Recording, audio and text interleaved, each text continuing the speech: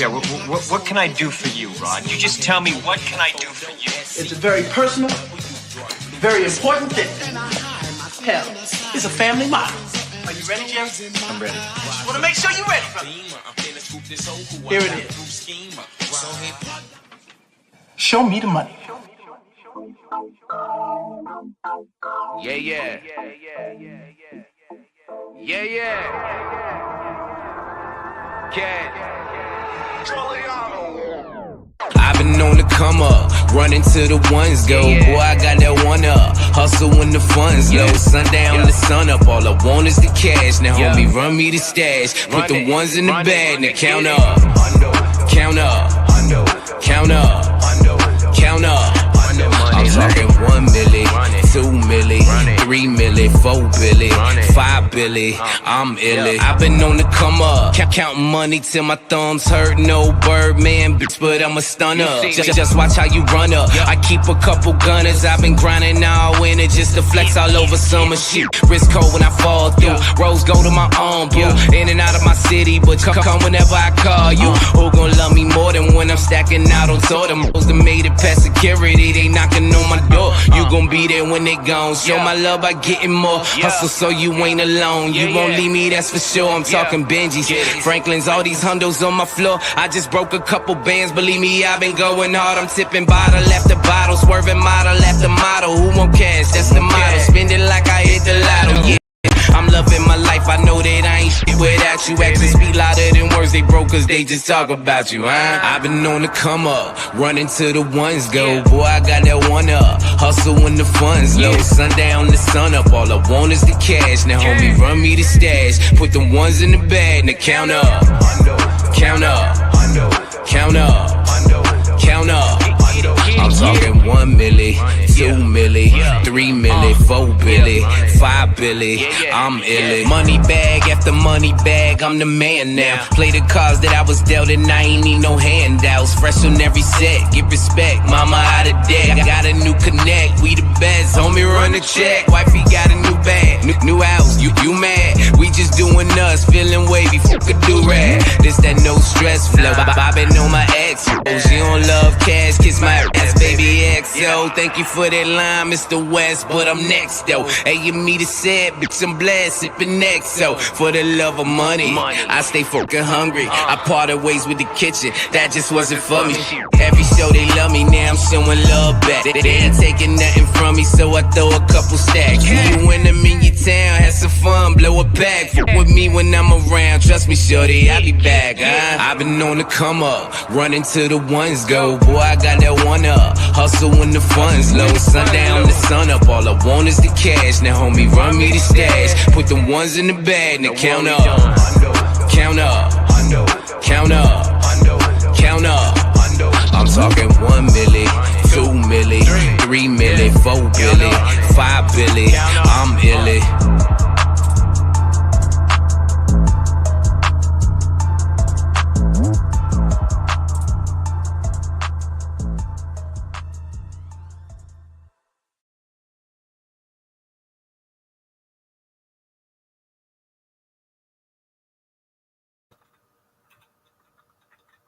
Yay, yay. What's good, everybody? How y'all doing? What's goody? I'm sorry, I'm still getting I'm getting text messages and stuff. Last minute breaking news. The Dallas Cowboys have hired their new coach, their new head coach. Brian Schottenheimer, son of Marty Schottenheimer, is our new head coach. So wow. So there is one coaching vacancy left. The Saints, they're the last one. So he's been our offensive coordinator. He wanted an opportunity maybe Bill Belichick will go to the Saints. Maybe we'll see what happens. But that's just breaking news that just happened here in the last couple minutes. I'm your host, Marcus the Alphabet. I'm your host, Marcus the Alphabet. So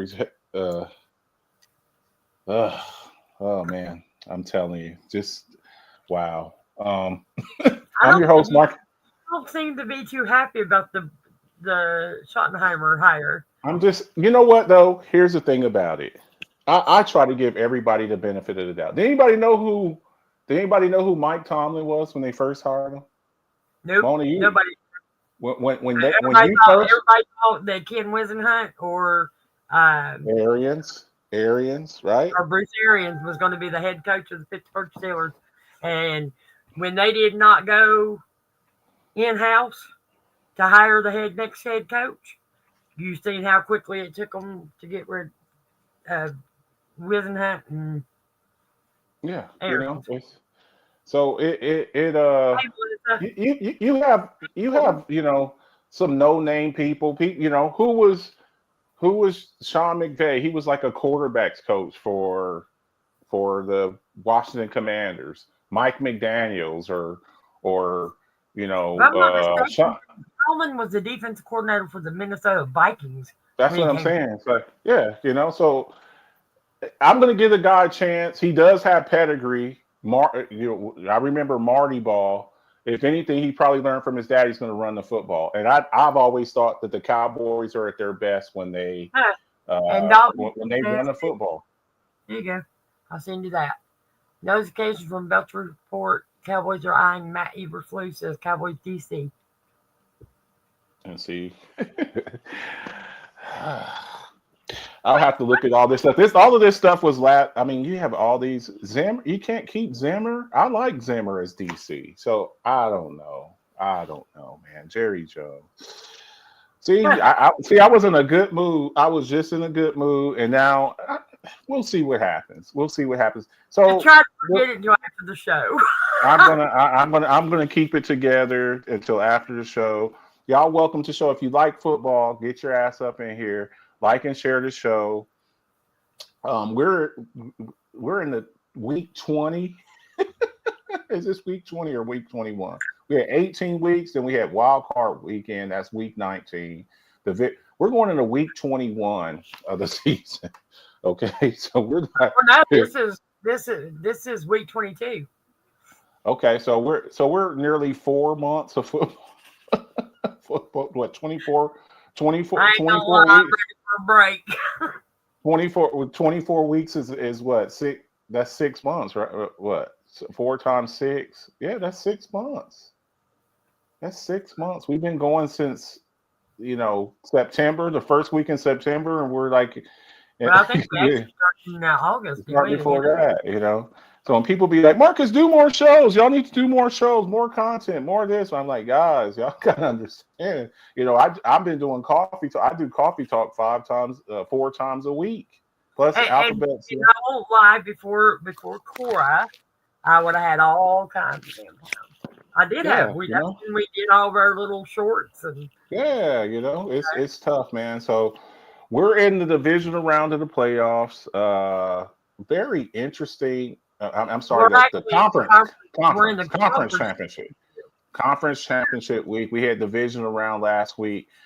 So look, we had some games last week, competitive games, a few surprises. So look, I know that there was a lot of controversy, and I keep hearing people talking about the Chiefs get all of these exceptional calls. I think Joe Mixon, the running back for the Texans, he got fined, and I think Will Anderson Jr. got fined. He got fined for something he didn't even post, and he didn't say. Yeah. And then when he called the NFL to complain, he got fined again. Yeah, I mean, I think players should be able, if you feel like something's unjust, I feel like. I didn't like the call. I'm going to be honest with you. I didn't like the call. And even Troy Aikman on the, when he was calling the game, he's like, come on, guys. I don't think that was forceful. Look, I just believe if you take off and run as a quarterback, I think when you leave the pocket, this is my feeling. And I know a lot of defenders feel this way. I'll let my co-host speak for, her opinion on it. I just feel like as a quarterback, I feel like quarterbacks should be protected in the pocket.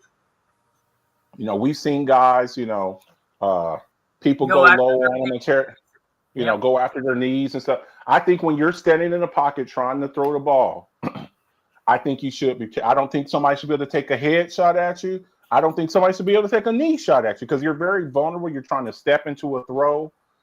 But I believe when you step out of the pocket and you decide to run the ball, I don't view you as a quarterback no more. A running back running towards the sideline, you're just going to get crushed.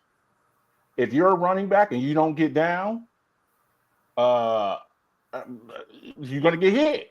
I think as a quarterback, and you want to start your slide late, he hit him late. He was in the middle of his slide. I just feel like as a quarterback, look, that's on you to protect yourself. If you want to stay up that extra and get that extra yards, there's a price to be paid for it. I just feel like quarterbacks, I get it. You want to protect these guys. They're the highest paid player on the field. And you don't want to see a bunch of backup quarterbacks. But I also believe that quarterbacks need to understand it. Look, if you do this, there's a price to be paid for it. I feel like a lot of the players now, they do a lot of stuff because there's no consequences for it. Receivers go across the middle because they don't have to worry about Ronnie Lott. They don't have to worry about Ed Reed. They don't have to worry about, some of these hard hits, Steve Atwater. There's Dick Knight, Train Lane. That's waiting for them to decapitate them. So these receivers, they do this stuff. And I feel like some of it's on the quarterback too. Why are you putting your wide receiver in that position? Why are you doing that? So, look, it's always going to seem. I have an opinion on this too. Okay, what you got? All right, here's my opinion. Tom Brady ain't got no right to say shit on open national TV about any kind of damn play. I don't give a shit because we know they changed rules for Tom Brady. We know this. So I'm not going to listen to an effing word that he has to say about anything to do with football. I think he's not doing a bad job as a sportscaster. I think he's doing okay. Okay? I don't mind listening to him. Don't even mind looking at the Ken doll on TV. And I never thought he was a good-looking man. He's not my type. You know who my type is. You know what my type is. Randy Johnson was like my absolute best hero in baseball. I don't think the bird flying across the home run plate. Yeah, the white dove didn't appreciate that pitch. But anyway, my point is this: if you go after a receiver and you hit him in the head, you're getting a damn penalty. If you go after a running back and you go helmet to helmet with the damn running back, you're getting a freaking penalty. So if you do that to a quarterback who is the highest paid, and the NFL is supposed to be all about safety, although they want to keep making the damn season longer and preseason shorter, and we starting to see all these damn injuries that we never saw prior to shortening the damn preseason and lengthening the damn regular season, but that's all they want to talk about is they want, player safety this, player safety that. All right, you know what? Don't hit the quarterback in the head. And I'm sorry, granted, he didn't look like he got much of a hit in the head, but he still got hit helmet to helmet in the head. So that play, I defend that one. I defend that play because yes, he didn't get hit hard, but he still did get hit in the helmet with the other player's helmet. It wasn't his shoulder like they initially thought. It was the helmet that hit his helmet. Now, yes, is he a hell of an actor? Absolutely. He also, he actually did one too where he kind of flopped and the press actually asked him, I don't like that. He's like, probably shouldn't have did that. That's like, look, man, you gotta. I don't like that, and in the NBA they've even started kind of getting on players for flopping LeBron James. Well, I mean, ain't nobody as famous in the flop than LeBron James. Yeah, come on. Yeah. He would. That's the reason I say LeBron does not make it in the 80s. That's the reason why I say there's no way, because those dudes took a beating. Yeah, if you come in here in the lane, to try to dunk, there's even the great Michael Jordan. Michael Jordan had to go and he's like, I had to get in the weight room and put some more weight on because those bad boys pisses. That's fine. You want to come here, Air Jordan jumping over everybody. well, there's a price to be paid. If you come in here, Bill Laimbeer is going to decapitate you. Dennis Rodman is going to decapitate you. Rick Mahorn is going to decapitate you. So I just, I understand some of the people that are upset with the Chiefs. And look, there's numbers out there that say that they don't get penalized as much. I believe that I watched a game where their right tackle got penalized for like 3 straight plays for illegal formation. Yep. So we can't just say, oh, they just give the Chiefs all the calls. False start after false start. Jawan Taylor is one of the most penalized offensive linemen in the league. Yep. So we can't say, and usually Mahomes is like starting off first and 15, first and 20, because this dude done got a penalty. So I don't know if I totally. I get it. The people that complain about it, I don't like some of the stuff but I still don't think that diminishes him, Patrick Mahomes. Mona, right now, if Patrick Mahomes, if it takes 2 bad calls for you to lose a game, now I can see like Joe Burrow in the regular season when the Ravens beat the Bengals, and that last play of the game, there were 3 holding calls that did not get called. Yeah. Against Baltimore. Yeah. The Bengals should have won that game. Everybody feels like they're getting cheated. And if you want to diminish Patrick Mahomes, I still think Patrick Mahomes is one of the greatest players ever. Mona, if Patrick Mahomes said right now, if he just said to Friday night, I'm retiring, I'm tired, first ballot Hall of Famer? Absolutely, he is. 5 years from today, 5 years from now, he's a first ballot Hall of Famer. So you can say three. I could not stand him when he came into the league, people. I really couldn't. But the more I watched him play, he's just got a whole different mindset when it comes to being the quarterback. He's an assassin. He is an assassin. And I also like what I saw from Kelsey. Kelsey, he kind of drags ass throughout the season. Kelsey, he had over 100 yards receiving. He looked like the best player in the field. I mean, you're talking about a 35-year-old man.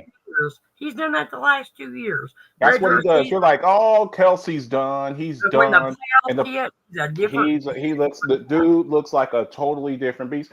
And going to the Houston Texans, look, I understand the disappointment. I live in Texas. I understand the disappointment. Y'all have a really good team. Y'all got a lot. Now, you're in your window right now. Y'all better do something, because you got a lot of players over there that in the next few years are going to probably be the highest paid at their position. Stingley, he was an all-pro this year. He's going to probably jump up in the front of the corners. Will Anderson Jr., he's probably going to be one of the highest paid edges when he comes up. We're talking about the guys that jump. We know Myles Garrett and T.J. Watt and, Bosa and all these guys now. But I'm talking about the guys that are coming up in the next couple of years. Those are going to be the highest paid guys. Yeah. And C.J. Stroud's going to probably be 57, 58, 60 million, maybe over 60 million, because it's just going to keep going up. Dak's at 60. He's more accomplished than Dak Prescott. Yeah. And he's the highest paid quarterback in the league. So whatever you're going to do, you better do it here in the next in the next year or so, because I'm telling you, there's about to be some contracts for the Houston Texans coming up in the next couple of years.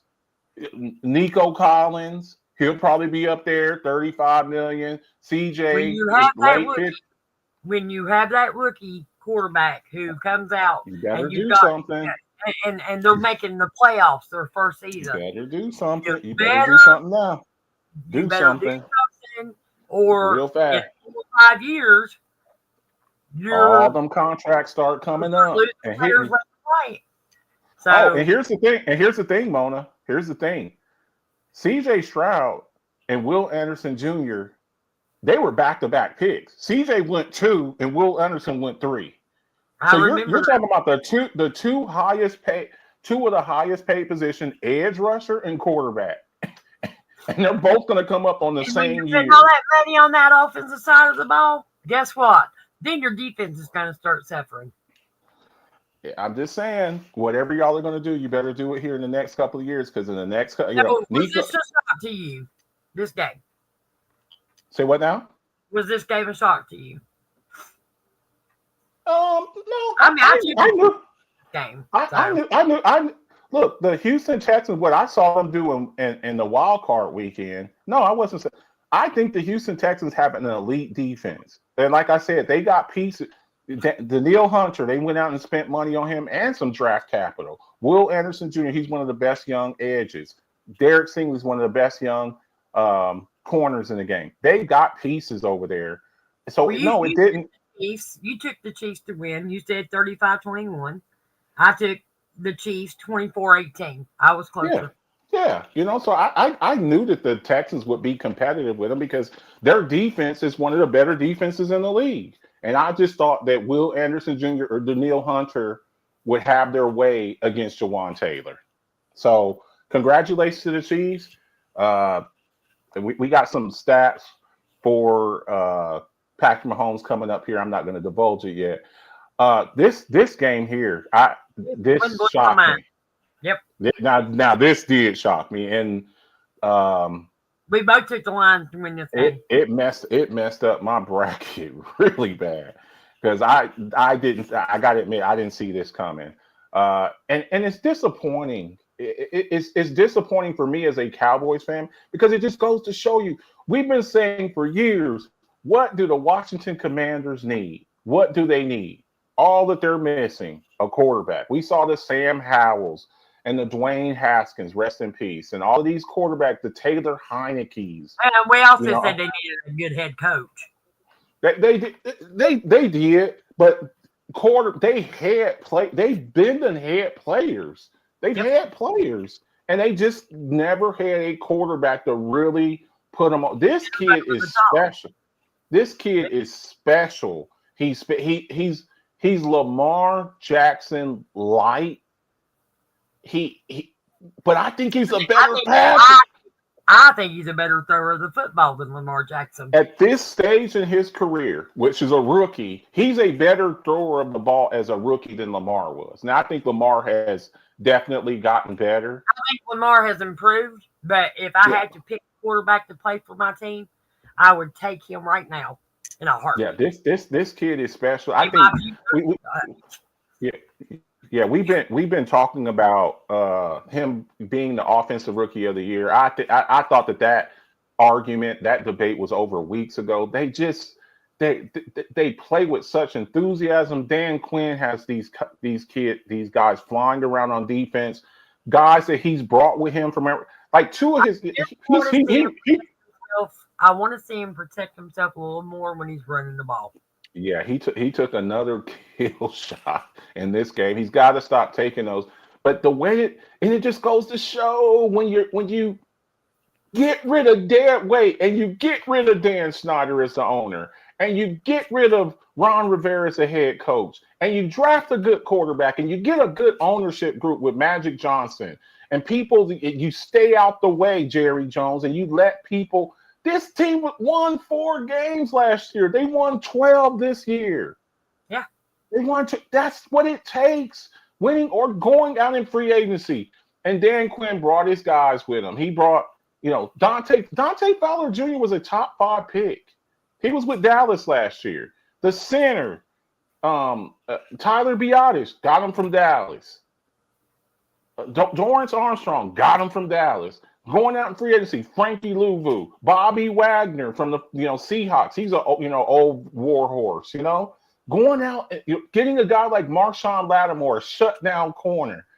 That's how you build your team. You go out and you make moves and you get out the way. This new owner, he's doing, and this is what you get. I don't need the recognition. I want us to be a winning franchise. So, the Lions. Again, this is why your window is those windows, they open and they close like that. We were a few weeks ago. I still think, and I said it before the show, if the Lions hadn't suffered the 16 defensive players on IR, if they don't lose all those players that they've lost defensively, I don't know that the Commanders score 45 points on that defense.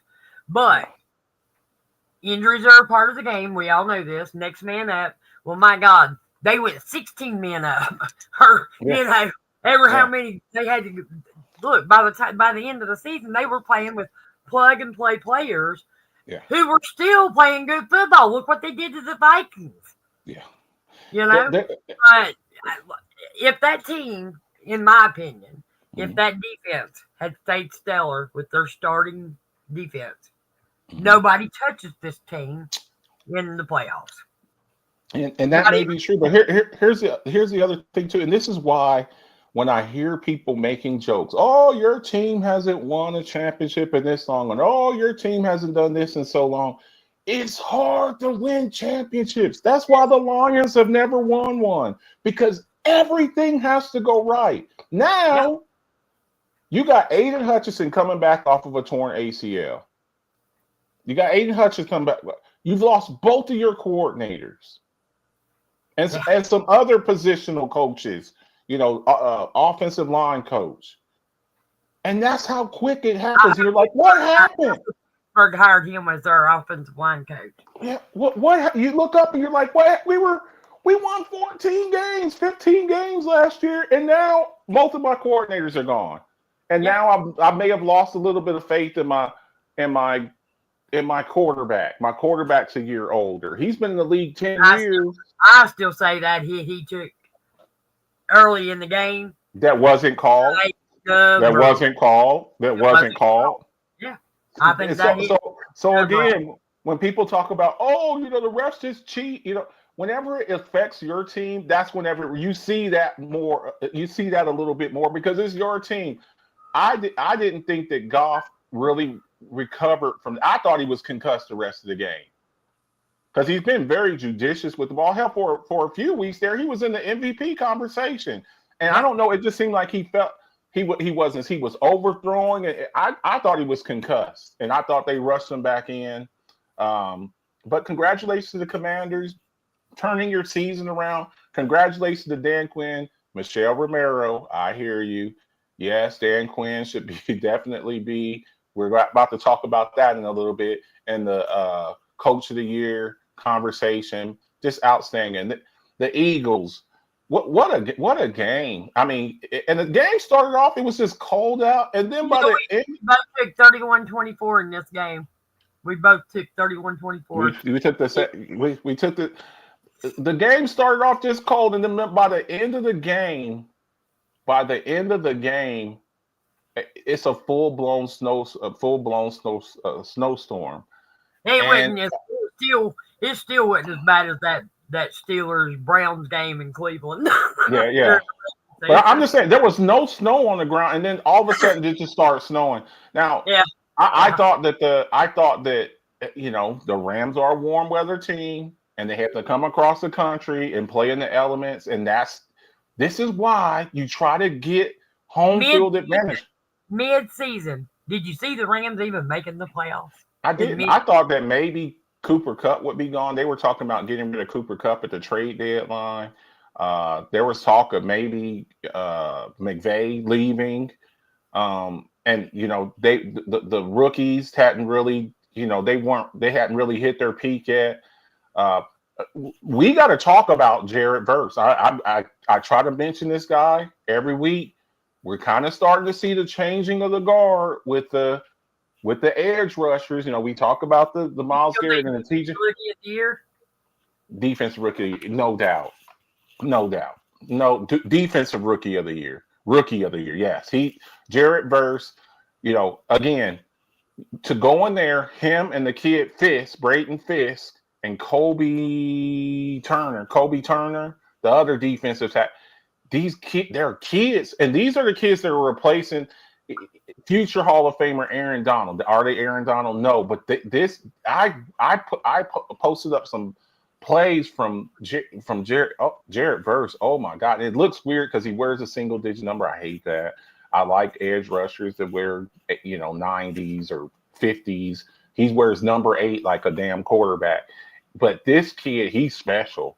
But talking about special, I get to brag about running backs for a minute because a couple of years ago, past few years, running back position's dead. Running backs are a dime a dozen. You can get a running back in whatever round that you want. Not a running back like this. Nope. There's a reason that, we talk about first round pick running backs, but there's a reason why a guy like Ezekiel Elliott coming out of Ohio State was picked number 4, and a reason why Saquon Barkley was picked number 2 overall in the same draft as Josh Allen and Baker Mayfield and Lamar Jackson. He was a number 2 pick. This kid, he's special. You're talking about and he's got everything. He's got. I'm gonna start calling him Lex Luger, the total package. You remember the wrestler Lex Luger, the total package. He's got everything. You got some backs that are big and they're slow, and you got some backs that are small and they're fast. This guy is big and he's fast and he's athletic and he's hurdling people backwards. Saquon Barkley can, every time he touches the ball, this guy had 8 touchdown runs, 65 yards or more. Yeah. Okay.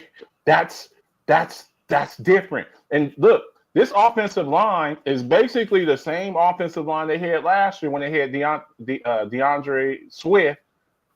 They actually got worse because they lost Jason Kelsey. And this guy comes in and runs for 2K. So that tells you the difference in talent. DeAndre Swift is a first one. They also had a new offensive coordinator or offensive coordinator and offensive line coach. That's what I'm saying, which is even more impressive because these guys had to learn. They had a new offense. A new guy in there. So Saquon Barkley, for me, is a lot. I don't think he'll get MVP. We'll talk about that here in a minute. But I think he's a lot, or at least offensive player of the year, because this guy. And I think he could have broke Eric Dickerson's record. I know there's people talking about the asterisk, with the 17th game or whatever. And my counter argument is, well, Eric Dickerson broke it from O.J. Simpson, who did it in four games. So just congratulations to them. They just got really good players. Now, I think their big spot right now is whether or not Jalen Hurts is going to be healthy enough with that knee injury. Yeah, and that there, he says he'll be okay.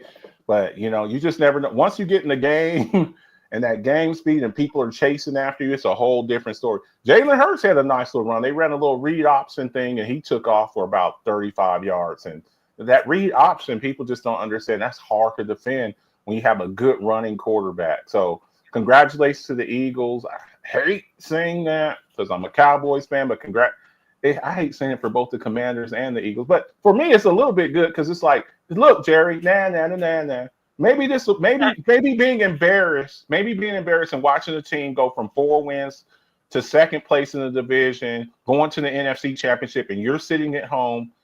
Maybe that'll be, I don't know. You can't shame some people though. Another game I got wrong. I got this one wrong. Yep. But I thought it would be a close game. I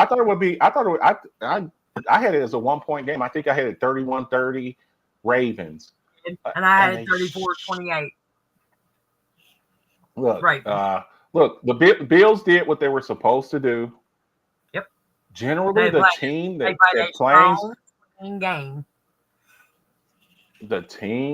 plays the cleaner football generally wins. But I think this shows also, too, they lost 27-25 and the Ravens turned the ball over 3 times. So that tells you the difference in the game are turnovers. Lamar turned it over twice. Andrews turned it over once, right in the middle of the field as they're going in to take the lead. You can't do that in these games. Mistakes like that are critical. They're deadly. You cannot make mistakes. You cannot make mistakes in games like this. I think there was not just the turnovers, but when you have Derrick Henry and Hill running the ball, and you only have Henry running the ball 16 times in this game, I'm sorry, your bread and butter that got you, your bread and butter that got you to the helped get you to the playoffs, because we Yeah. know for a fact he helped get them to the playoffs. And you don't. The first game that we beat him, he did not play not one down in the fourth quarter. Now the second game was a total different story, and he played the whole damn game. The playoff game, he played the whole game, and then you get to Buffalo and you don't in the cold, in the elements where you're not throwing the ball that well, it's slippery as hell. Hand the ball to Derrick Henry. He should have had at least 20. So if he had 86 yards on 16 carries, what would he have had if he had 25, 26, 27 carries? Yeah. Buck 50, buck 30, 40, buck 50, maybe another touchdown. You got away from what you're, and Hill was averaging 7 yards a carry. Derrick Henry 5.2 yards a carry. Now look, the Bills did what they were supposed to do. You know, they took advantage. Josh Allen didn't throw for a lot. I don't even know if he threw for 150 yards, but he had 2 short touchdown runs. You did what you're supposed to win the game. You do what you got to do to win the game. I'd rather have a ugly win than a pretty loss. Keep it clean, mistakes, and that's exactly what they did. That's what happened. So congratulations to the Buffalo Bill. I lost a wager to Ace. I had to change my profile. I don't mind. But I'll tell you what. After this weekend, win, lose, or draw, I need you right here. Because everybody was, oh, Marcus, where you at? Dude, I'm not hard to find. I do a monologue Mondays through Thursdays, and I'm here every Friday night. I'm not hard to find. I had people in my inbox, where you at, Marcus? Where you at? I'm like, yeah, I did pick against y'all. I did. But I picked 92% correct in my Pick'ems league. Y'all are in there in my Pick'ems league, and a lot of y'all didn't do too good. So I'll take me and Mona's picks. Mona, you finished with like 91% accuracy on your picks. When I'm picking 90 out of 100 correct, last year I was tied for first place, but point wise, and you beat me by 1 point. And you've had two weeks of picking perfect. So, if you're going to say, oh, you were wrong on this. Okay, so what about the 100 other times that you're wrong?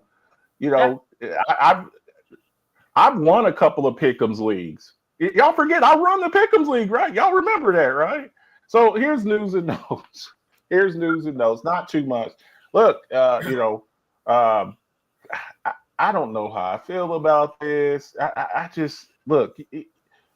My dad used to say you got to have a purpose in life, and I believe that when people aren't allowed to do what they enjoy doing, I remember a coach. Whatever y'all may think about him, Joe Paterno with Penn State. With the whole thing that they had there, he was old as hell, and he just wouldn't retire, and people kept telling him to retire, and he had to retire for other reasons. But as soon as he had to stop coaching, he was gone. Couple of years later, I believe that people have to have a purpose in life. Pete Carroll's he's what they call Steve Spurrier. What's his nickname? The old ball coach. That's what he is. He's a guy.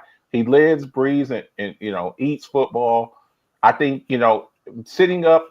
Some guys don't like that. They don't like just sitting up. He at his age he should be like an advisor.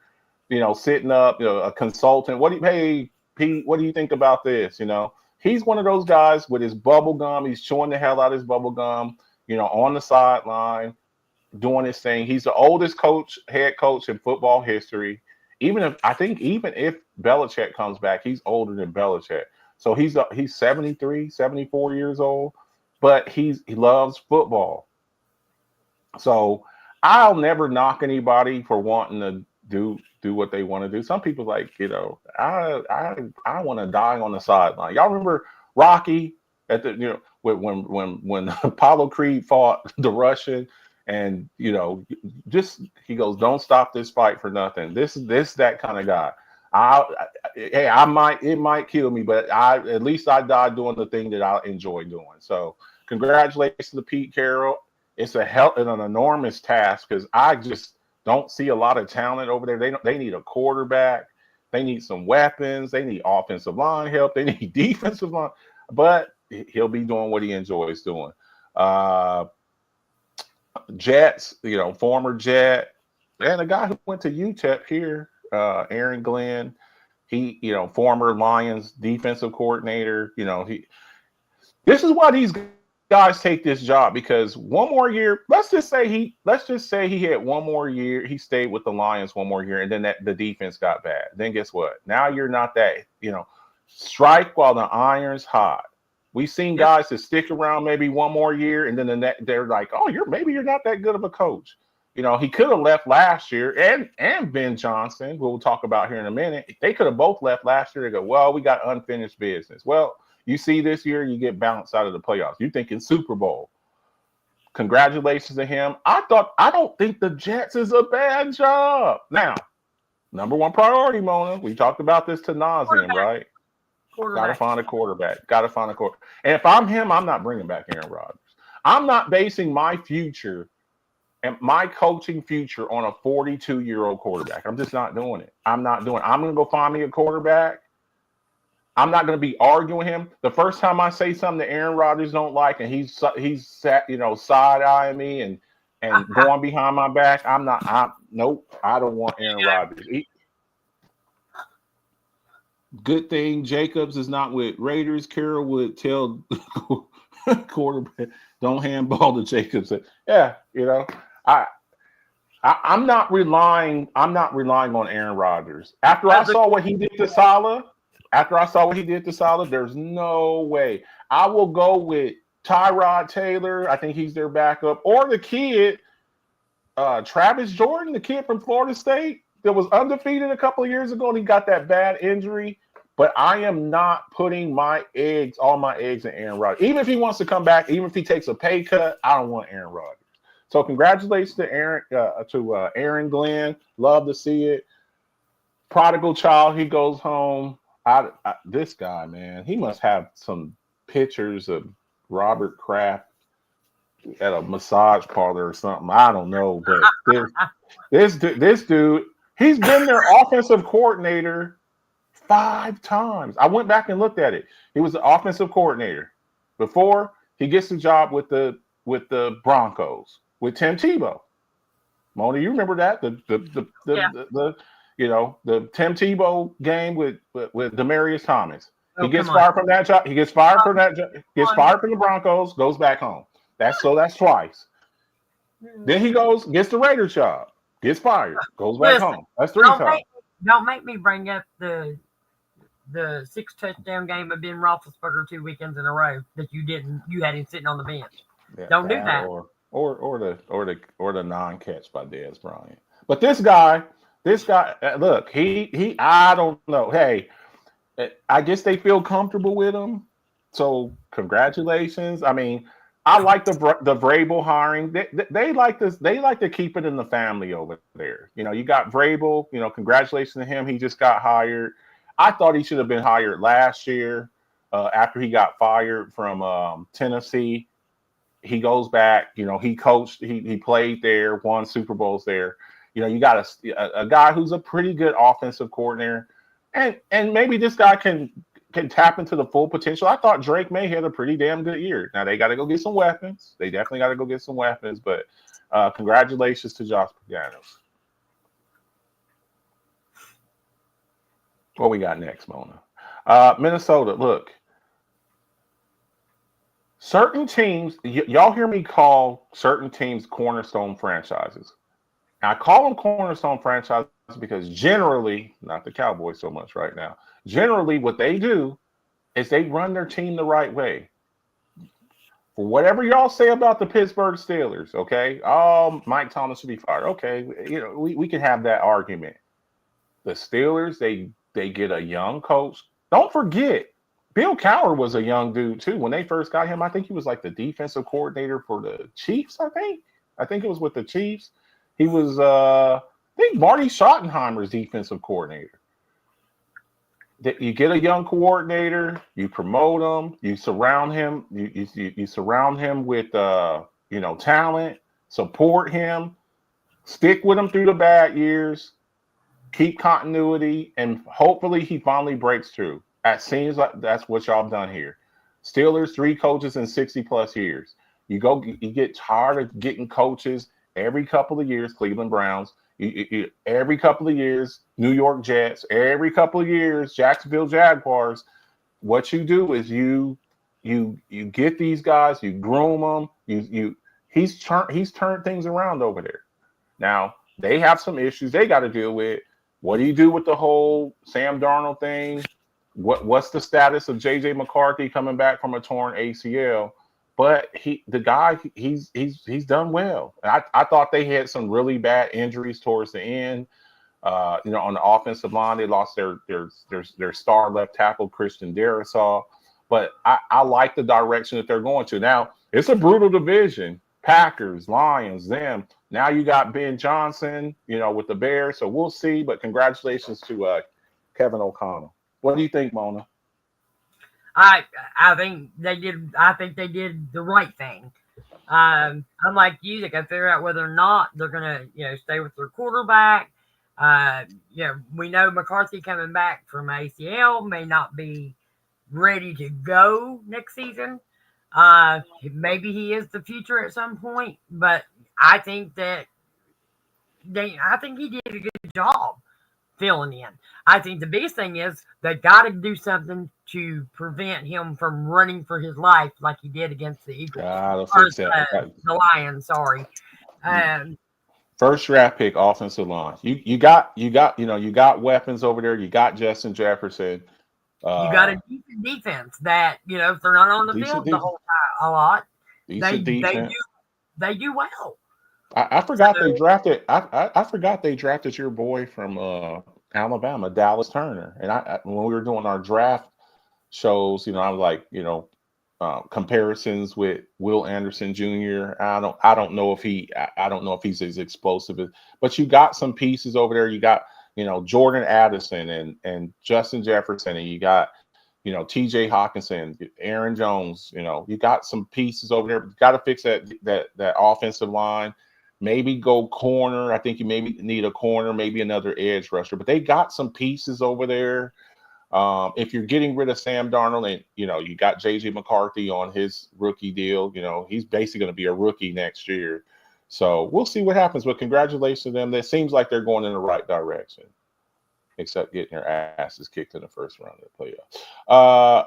Look, this was a big thing. This was every year. At least we've made it to the playoffs.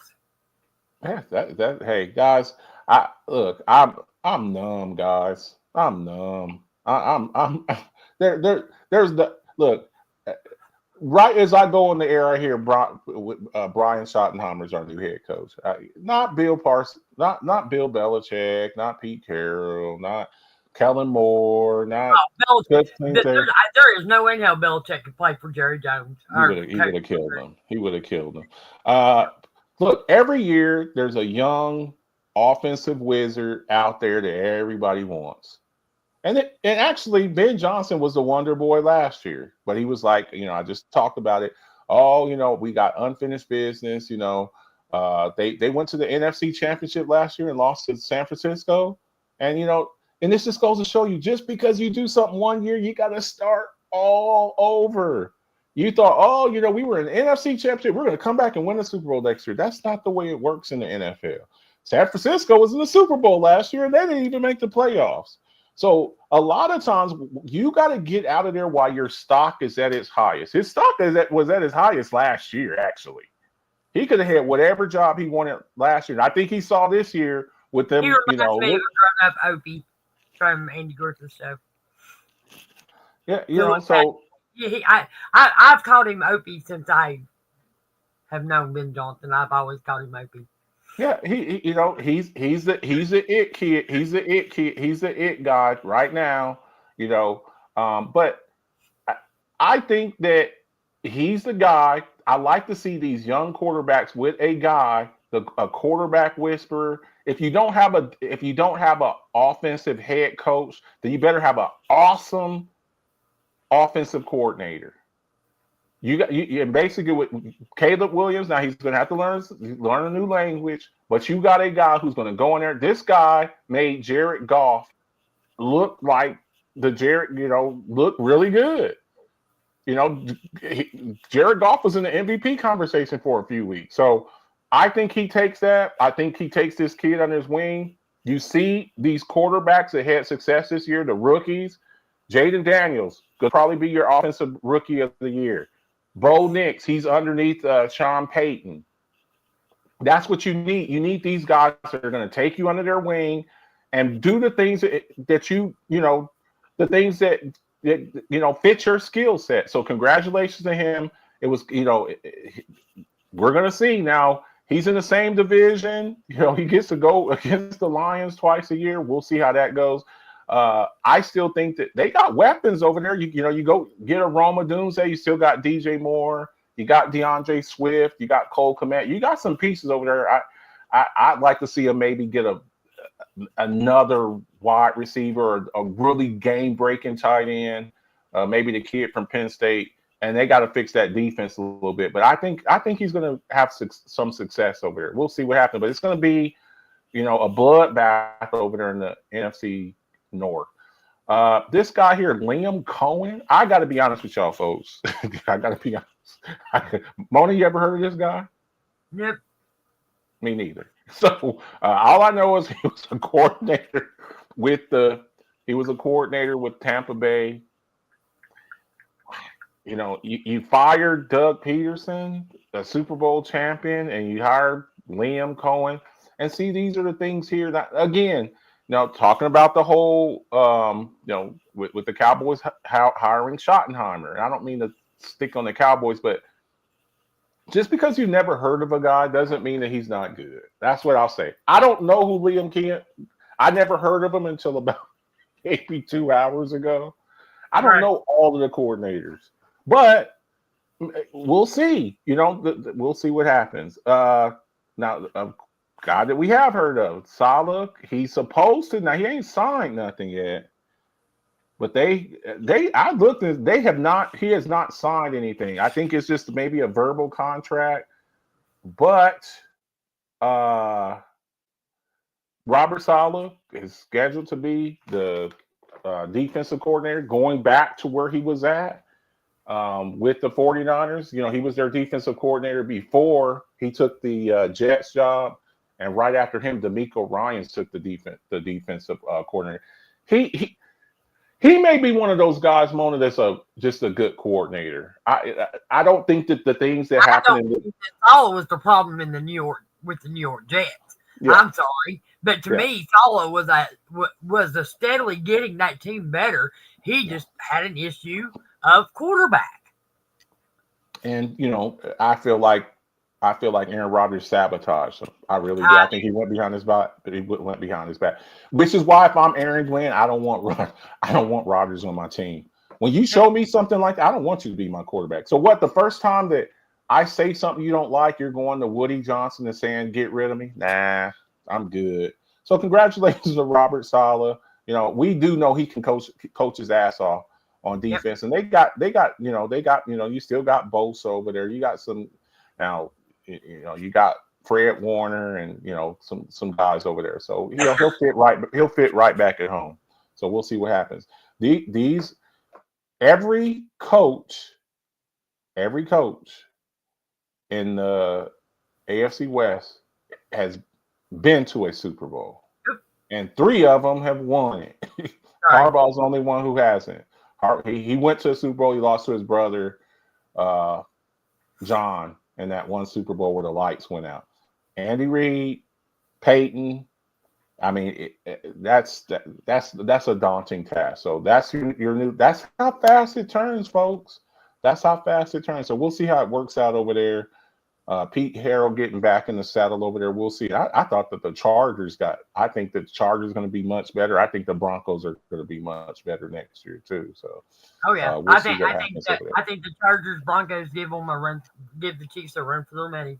Them kids, when they put some more weapons around those kids, I think Justin Herbert. I think Justin Herbert needs a game-breaking receiver. T. Higgins. They need a guy, that can go up and win for him. So we'll see what happens. They're working on those offensive and defense line, but I think next year you see them really focus on weapons. And same thing with the Broncos. I think they need to go get another guy on the other side of Cortland Sutton. So we'll see what happens. What we got next? Now, this slide has changed. Like you said, the amount has changed. Yeah, it's over 100. It's over 100K right, guys. We keep seeing this, man. We keep look. I talked about this on Coffee Talk. I get it. You love your team. It sucks to lose. It sucks. I get it. When you're sitting over there and you're threatening. Remember that movie a few years back? It was an old movie. Robert De Niro, The Fan. Do you remember that? Wesley Snipes. It was like a baseball movie, and you had this guy who was just like obsessed with, like you're ready to kill somebody. I'm going to kill you for losing what you perceive to lose. Football is the ultimate team sport. Did he have his hand in it? Yes. You're going to kill John Harbaugh too for not running the ball enough. You're going to kill Lamar Jackson for turning the ball. You're sending death threats to Mark Andrews, and we've seen this before. I remember the quarterback for the Texans, Matt Schaub, getting death threats. The kicker from the Bills back in the day when they lost the game, Wyatt Wright. Let's not forget Neil O'Donnell when he threw the damn interception. Neil O'Donnell,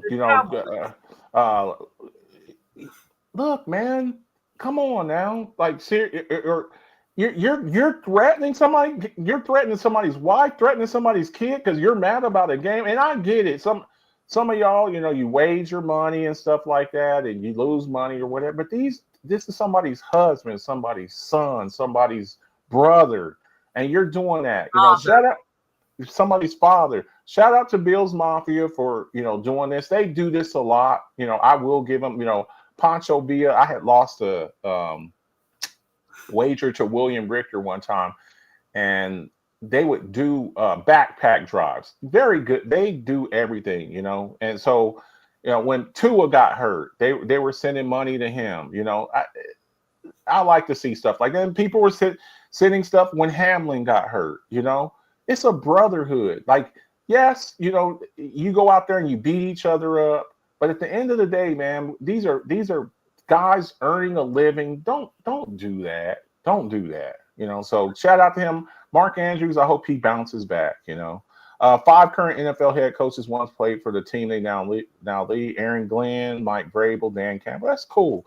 Jim Harbaugh, D'Amico Ryan. I love to see stuff like that. You see this a lot in basketball. Guys, they leave, and then, Jason Kidd with the Dallas Mavericks. I'd like to see Avery Johnson. I like to see stuff like that. Larry Bird, he retired. Now, he didn't coach for the Celtics, but he did take that Pacers job because he was from Indiana. So I like to see stuff like that. I love to see guys going home. You're a hometown hero, or you had some success there. And this is why don't burn bridges, folks. Don't burn bridge. Don't burn. Hey, Mona, you think that Antonio Brown will ever be the future head coach of the Pittsburgh? Well, I don't think he could be a head coach for a Peanut League football team. But you think you could ever be? You think Antonio Brown could ever go back? 20 years from now when he's in his 50s or so and be the head coach of the Tampa Bay Buccaneers?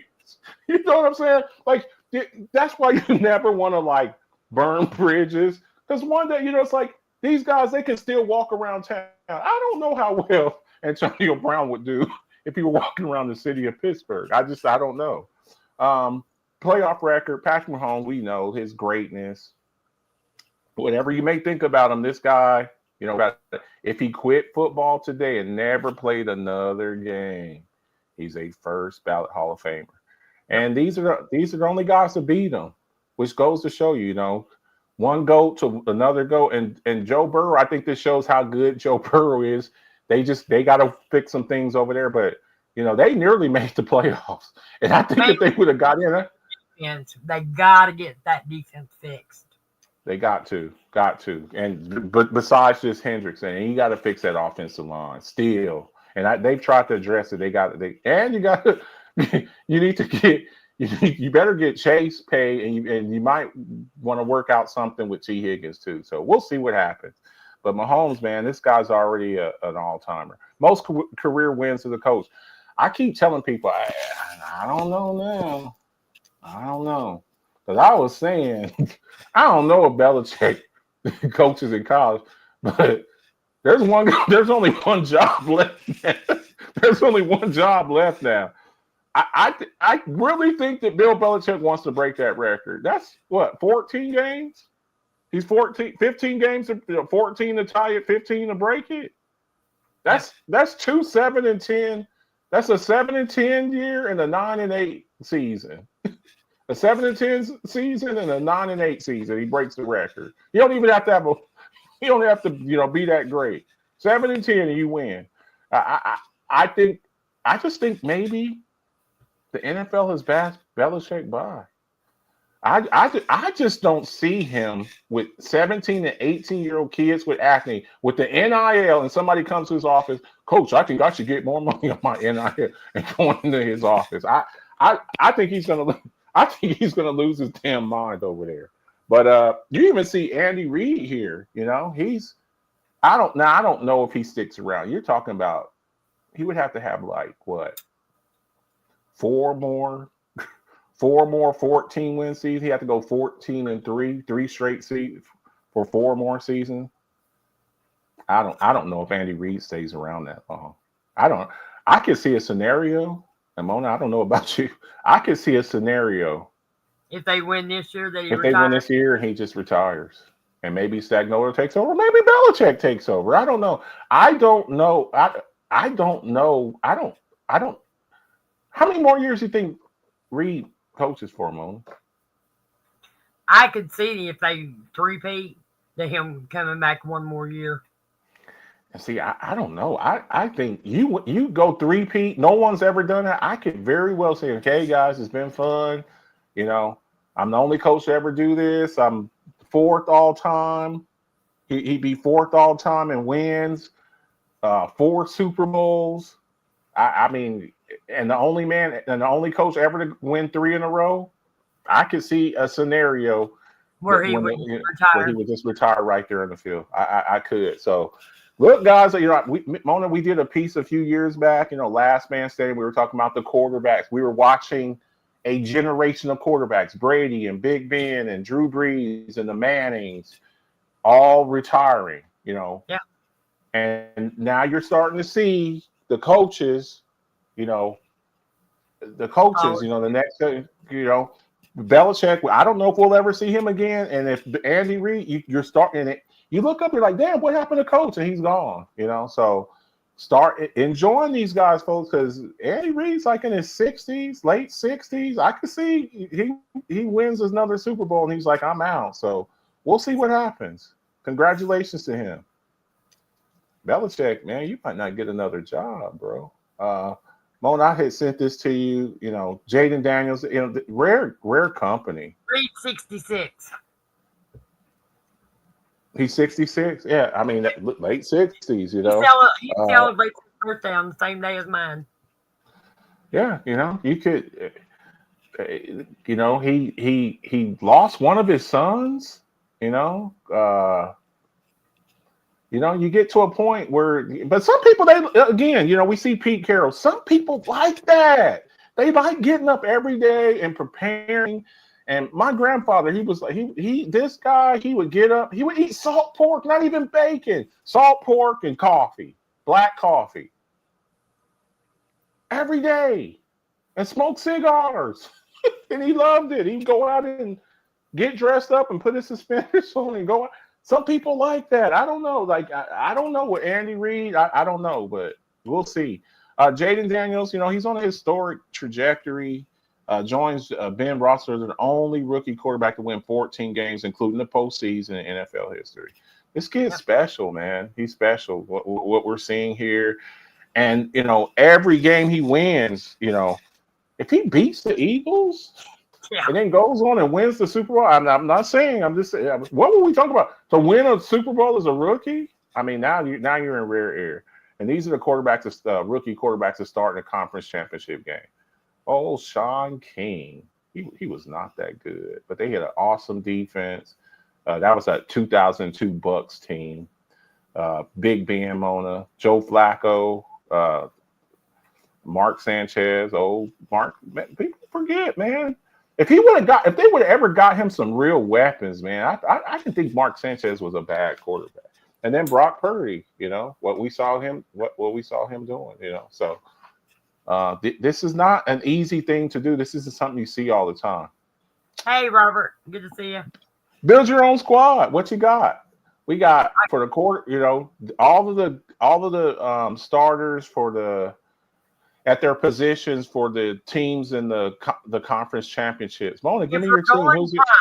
If we're going prime players, I'm taking Mahomes, AJ Brown. Okay. Scary Terry. Okay. Saquon Barkley. And Travis Kelce. If they're all in their prime. Okay. Now, if I'm going for future players, I'm going Patty Mahomes. I am going Scary Terry. AJ's not that old, but he's had a lot of injuries. So I kind of feel like I might take Shakir. Running back. I don't even think Shakir. I'm still going to take Saquon. Although I do like Brian Robinson Jr. You just like him because he's from Bama, Mona. Well, you just like him from. I do. Like I think he's a good running back. Yes. And he stays healthy. That's what I like about this kid. Well, he didn't get beat up a lot in college because he was like straight. Yeah. Well, no, he was first string his last 2 years in Bama. No, he wasn't. Yeah. He was never the starter over there. He was always. Think about the last few running backs they had while he was there. Jahmyr Gibbs. He didn't start over Gibbs. Then you had Najee there. Right. Who? He never was. This guy was like third or fourth. Then you had Josh Jacobs and behind Gibbs. He was right behind Gibbs. Okay, I'm just saying he never got the lion's share of the carry. So yes, the only thing that's really messed him up is he nearly got killed his rookie year at training camp and when somebody tried to rob him. Tight end, if I'm going for future, I still think I have to go with Dallas. Goddard. How old is Dallas Goddard? He got to be close to 30. If I had my choice, I'm taking Pat Freiermuth, but that's just me. I don't think we're going to keep Darnell Washington. I really don't. I think we're going to get rid of Darnell Washington, and when we do, somebody's going to get a hell of a damn tight end. No, I think he was a 4th round pick. You're not paying him anything. I don't. I think you're keep, and you've already extended. And I figured Najee's going too. So I think Najee's as good as gone. But yeah, for me, I'm going Patty Mahomes, Scary Terry, AJ Brown. AJ Brown. I think AJ gets bored sometimes on the side. This guy was reading a book. Because I just think that, they've really become more of a running team with Saquon. So he's not getting the targets like he used to. But I still think A.J. Brown is a hell of a talent. Patty Mahomes, Scary Terry. AJ reads books on the sidelines. Reading books on the sideline. He suffers ADHD, right? Yeah, you got guys like that. They have to keep something. It keeps him centered. Yeah. And Saquon, I think Saquon right now today is the best running back in the NFL. And then I just think I think Travis Kelce, when it's all said and done, he might go down as a GOAT tight end. I mean, when you're a tight end and you're, I think he already is. I think he already is. Then yeah, I mean, we could. I don't have a problem with that. When you have records that you're tying with. Or passing on Jerry Rice in the playoffs, and you're a tight end, he's a wide receiver, I think that puts you in rare company. So there's no tight end that I can really think of, unless you're giving me a guy like Brock Bowers, with the year he had this year. But I still think, and I think, we're about to make our picks here in a little bit. I just think that he's a different cat in the playoffs. Like Meek Mill says, whatever you do, there's levels to this. Mona. Look, we're every year as a starter, he has made the AFC Championship. He's just a winner. Does he have the strongest arm? No. Does he have Josh Allen's arm? No. Does he have Lamar Jackson's speed? No. You know, but the guy just wins. And he does throw interceptions. He throws it. Crucial moments. But here's the thing about it. Here's what we got to think about. People talking about. I think a lot of it is him trying to make plays. Did he throw a lot of interceptions when he had Tyreek Hill? No. You see what I'm saying? When you're throwing to Kadarius Toney, and I know he's not there no more, but for a couple of years, Kadarius Toney was ruining Marquez Valdez-Scantling. You know what I'm saying? This is a guy who 1 year threw 55 touchdowns. People forget that. When the Kansas City Chiefs were just scoring a whole bunch of points, his best receiver right now probably is going to miss half of next season, Rice, because I still expect him to be suspended next year. He should have been suspended this year. He might not have got hurt. I'm not wishing injury on nobody. He might not have got hurt because he would have been suspended, so he wouldn't have been playing. Okay? That's his number one receiver. His number one receiver next year is probably going to be suspended at least 6 games next season because he still ain't paid for that. Your number one now is old ass DeAndre Hopkins. Those are the receivers he's got. And a 160-pound wide receiver who runs a 4.2. And a 35-year-old tight end. So let's take that into consideration. Don't let Higgins. I'm just saying. Can you imagine? He throws a lot of interceptions. Can you imagine having Higgins on the Chiefs? Can you imagine Tyreek Hill going back there? Because he says he wants out of Miami. Can you imagine Tyreek Hill going back? I don't know if Kansas City would take him back. I think when you come back with your hat in hand. You know what I'm saying? Now it would depend on what condition he came. It doesn't even sound like a Tyreek Hill move, though. Well, he's made his money. He's made his money. Look. It gets to a point in your career where when you make all this money and stuff. For a while, Tyreek Hill was the highest paid wide receiver in the league. After you make your money and you start seeing the end of your career, the thing that you start thinking about most is legacy. If he had stayed in Kansas City, he wouldn't have made as much money. But he have 3 Super Bowl wins right now. Know what I'm saying? And possibly 4. And you see what I'm saying? So when you start seeing stuff like you're like, look, I can keep standing here in Miami and losing to the Buffalo Bills and keep missing the playoffs and keep wondering who's going to be my quarterback the next time that Tua, knock on wood, gets a concussion and maybe he's done with his career and I'm down here with Skylar Thompson or whoever. You start thinking about your career a little bit differently. We just talked about, Kelsey is where he ranks at. This guy is different, man. He's different. All season long in the regular season, it's kind of, maybe he's done. And then I watched him play in the Houston game last week, and he looked like the best player on the field. Yeah. He's a cerebral assassin. He's not that fast, but he's a smart player. He gets – he sits downs in zones. He's got great hands. Yeah, he doesn't miss much. He's not gonna make the mistakes that Mark Andrews made last week. So we'll see. We gotta enjoy this guy because I think this is another guy you ain't gonna see too much of. We talked about Andy Reid. If they won 3 in a row, I'm not saying they will or they won't yet, but if Travis Kelce wins his 3rd Super Bowl in a row, could this be the last time? He's still he's an old football player. What we consider old for a football player, but he's still a fairly young man. Got dates the most popular woman in the world. Maybe they start thinking about having a family. You know what I'm saying? Enjoy these players and these coaches while they're still here because they have other lives. We're talking about where he ranks at. Look at this. Most playoff receiving yards. He's a tight end.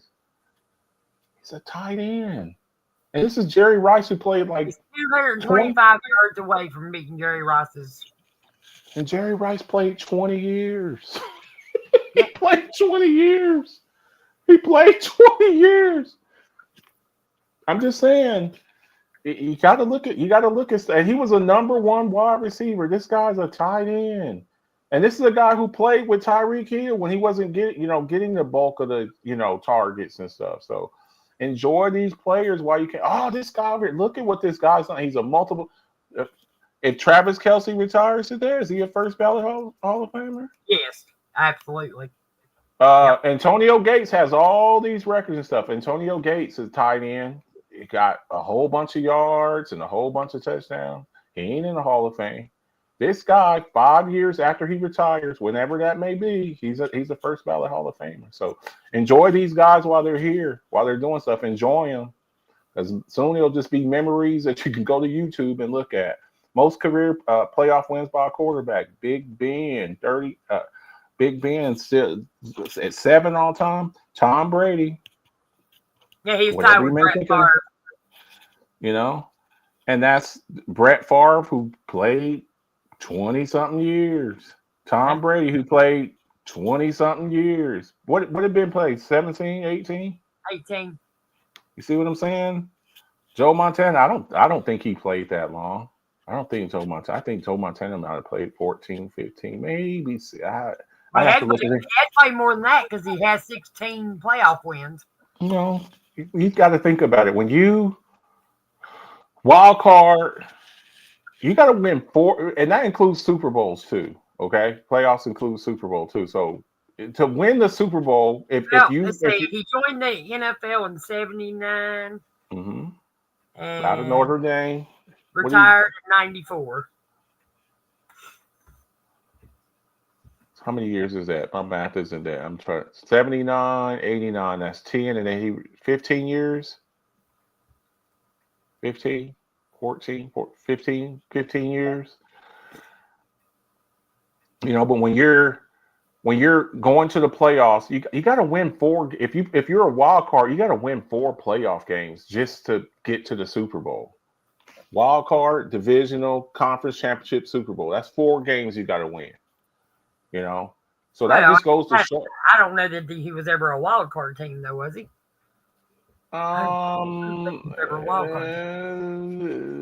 Well, I'm trying to think the team, those 80s teams in the NFC. I mean, now you're talking about those Chicago Bears teams, 85 Bears. You're talking about Lawrence Taylor's Giants teams. There were the Rams with Eric Dickerson. I know that they went to the NFC Championship. And there wasn't as many teams then too. So I mean, it's still a hell of an accomplishment. It's still a hell of an accomplishment. So it's hard to win, folks. It's hard to win. Oh, you haven't done this. It's hard to win. It's hard. So every year they do the NFL award ceremony, the ceremony. With the NFL Honors Weekend. MVP, Coach of the Year, Offensive Rookie of the Year, Defensive Rookie of the Year, Coach of the Year, Assistant Coach of the Year. All these guys, and we got our finalists here. They're finalists, but they've already voted for this. So this is settled, and this is regular season. Yep. So think about who was playing. Think about who was playing very well during the regular season. Don't think about anything in the playoffs. These guys have already casted their votes weeks ago. We're going into the third week of the playoffs. Conference championship. They voted like a month ago. Okay, so Josh Allen, the suspects. We pretty much anybody. No one's surprised here, right? We're not surprised here with these finalists, right? Anybody who's on here, I tell people all the time, well, this guy should be on here. Okay, that's fine. If you're going to put whoever you want on there, who are you taking off? Are you cool with this list, Mona? Yeah, I'm fine with this list. I think that a lot of people had Lamar Jackson winning MVP, but I think you still have to look at overall season. He lost 5 games. Okay. And in those 5 games, that's it. So I give MVP. If I'm giving it to a quarterback, I'm giving it to Josh Allen. Okay, that's fair. But I think the year that Saquon Barkley had, kind of outshines both of them. I don't have an issue with that. You're talking about a guy who nearly broke the. Who would have broken if he had played? He was 105 yards. Something. Yeah, he away, was like a somewhere little around over. Yeah, something like that. A little over 100 yards. 104. If somebody, yeah, if somebody said to me, take off Jared Goff and put on Jamar Chase, I wouldn't argue with them too much. But I just think that their record, they made a furious comeback at the end. I just can't give it to you when you started off that bad. I think they started off like 1-3, 1-4. I can't give that to you. But if Josh Allen wins it, I don't have an issue with it. I said this. I don't have a problem with it. Yeah, I don't have a problem with it. But I also take into consideration that Lamar Jackson and the Ravens in the regular season beat the piss out the Bills. They just did. 35-10. I can't get that out of my head. I can't get that out of my head. But I also look at it this way. Josh Allen beat the Kansas City Chiefs, and the Chiefs beat the Baltimore Ravens game 1 of this season. Fair enough. I mean, these are valid arguments. So if Josh Allen wins it, I don't have a problem with it. If Lamar Jackson wins it, I don't have a problem. That's really it. And I just don't think that quarterback wins your MVP. Yeah, I just don't see Barkley getting it. But if he won it, I wouldn't have an issue with it. Yep. I wouldn't. What do we got next? Defensive Player of the Year. For me, I just think when you look at Trey Hendrickson has it for me. For me, it's Hendrickson because I also look at who you play with matters. And look, I think TJ Watt's an incredible player. I think Myles Garrett's an incredible player. I will tell you something about TJ Watt. I love TJ. Yeah. And didn't mind him making the Pro Bowl. But the last 4 games were kind of lackluster for me with TJ. But something I told you before the show started, something was going on that defensive side of the ball the last 5 games. Yeah. There was something going on. There was some turmoil inside the locker room. Yeah. Don't know exactly what it was, but we know, Patrick Queen and a couple others were talking about one player. I still think it was Minka Fitzpatrick myself that they were talking about, but like I said, I don't think that TJ deserves Defensive Player of the Year. I have thought it for the last 3 years that he deserved it, all 3 years. But I don't think he made the Pro Bowl. I don't think he made the All-Pro team. I don't think he made the All-Pro team. Well, he didn't make it last year either. He made the second team All-Pro? He made second team All-Pro. Okay. But not first team All-Pro. Okay. And he should have. Yeah. He should definitely been on there. I see. I think the thing that hurts him a little bit, and I told you this one time. Not too many teams play a 3-4, and this is what I was telling you about. When you look at the All-Pro team, I look at who is leading or tied for 6 Super Bowls, and they've always played in a 3-4 defense. So. Well, that's what I'm saying. With the All-Pro team, they play a 4-3. They go 2 tackles, 2 edges. And I think that when you look at, he's listed as a linebacker. You know what I'm saying? So they look at like a guy like Fred Warner, who's a linebacker in the purest form of linebacker. So I think that hurts him a little bit when people start voting. But I still think he's a football player. For me, Trey Hendrickson, I just look at what he does. When you are all that they have and you still they're double and triple teaming. He doesn't have an Alex Highsmith on the other side of him, or a Jadeveon Clowney on the other side of him, or DeMarcus Lawrence on the other side of him. He has it's just him, and they know that he's I had to go back and look at some of his stats. Now, as far as most of your stat board going across the board, TJ led most of them. Yeah. But not in sacks this year. And Trey Hendrickson, if I'm not mistaken, wasn't he the sack leader this year? Yes. He had 17 and a half, 18 sacks, something like that. But like I said, just what he does, considering he's the key defensive player on that team. Yeah. But one thing about it, when your offense is able to control the clock, your defensive team is not as worn out. And that's one of the things the Bengals can do is they can control the clock.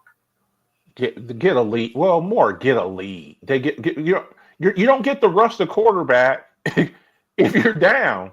You know what I'm saying? Because at the end, if I got a lead, I'm not throwing the ball. I'm going to run the ball. So that prevents me from getting sacks. So yeah, it kind of goes hand in hand. But for me, this year, Trey Hendrickson. I have no problem if Hendrickson gets it this year.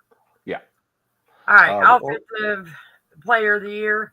If Barkley does not get this, to me, the league, yeah, what he done in this season, and Jamar Chase, don't get me wrong, he was a great offensive player this year for Joe Burrow, but I don't think nobody deserves it more than what Saquon Barkley has done this year. And you didn't make the playoffs. I also look at how you carry your team. He carried the Eagles. He carried them.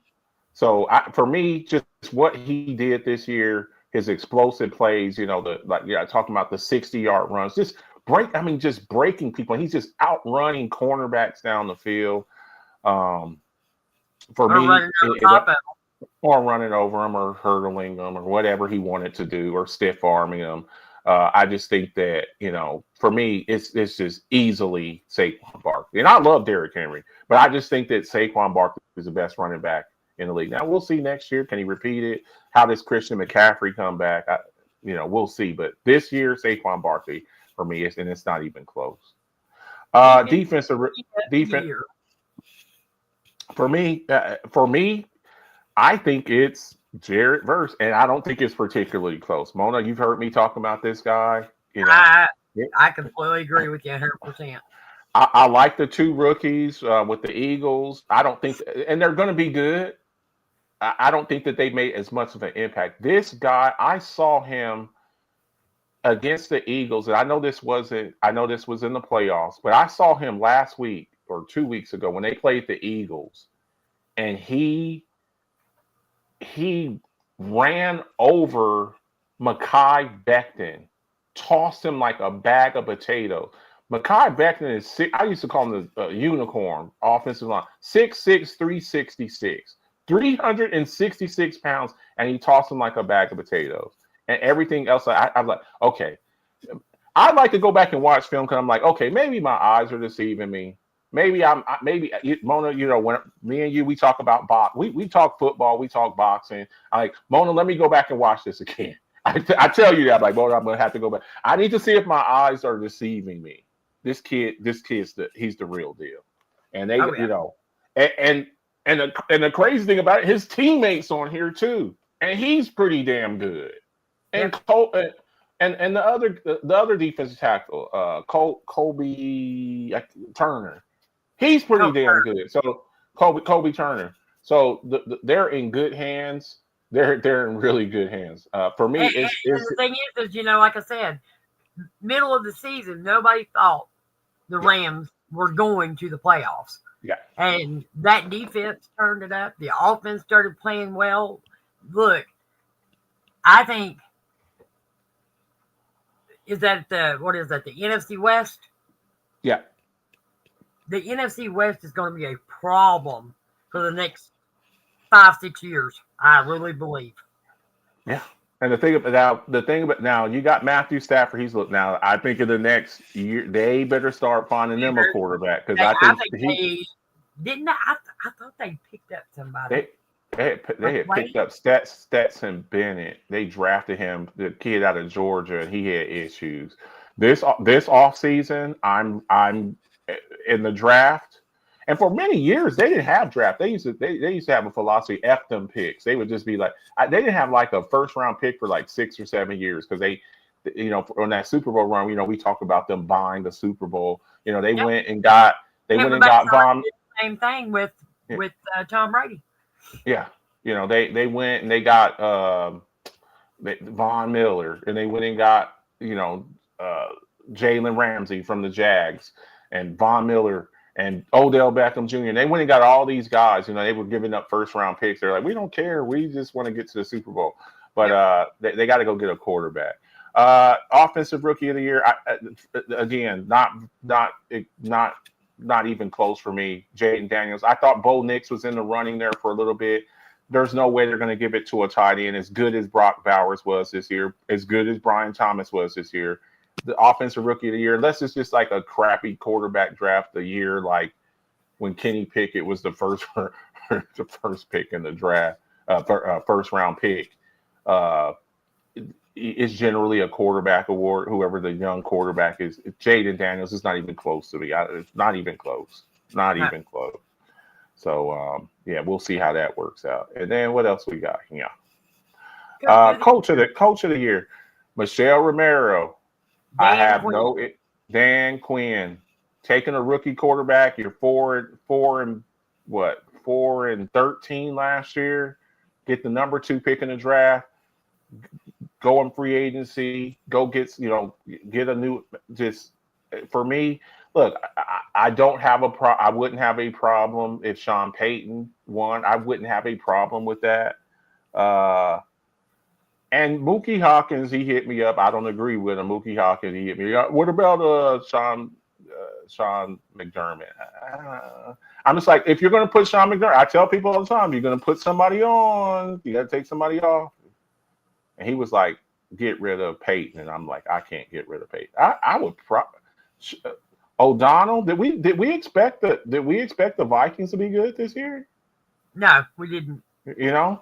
But for me, when you have the number 2 pick in the draft, you're the second worst team in the league, and you take that and are in the NFC Championship. And again, I understand it's not it doesn't take the playoffs into consideration. They beat the Eagles. And a lot of people feel like the Eagles are the best team at least in the NFC, and they beat them.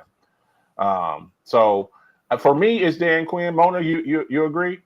Oh yeah. I think with what Dan Quinn did with a team who only won 4 games last year, and how many games did they win this year? 12 and 5.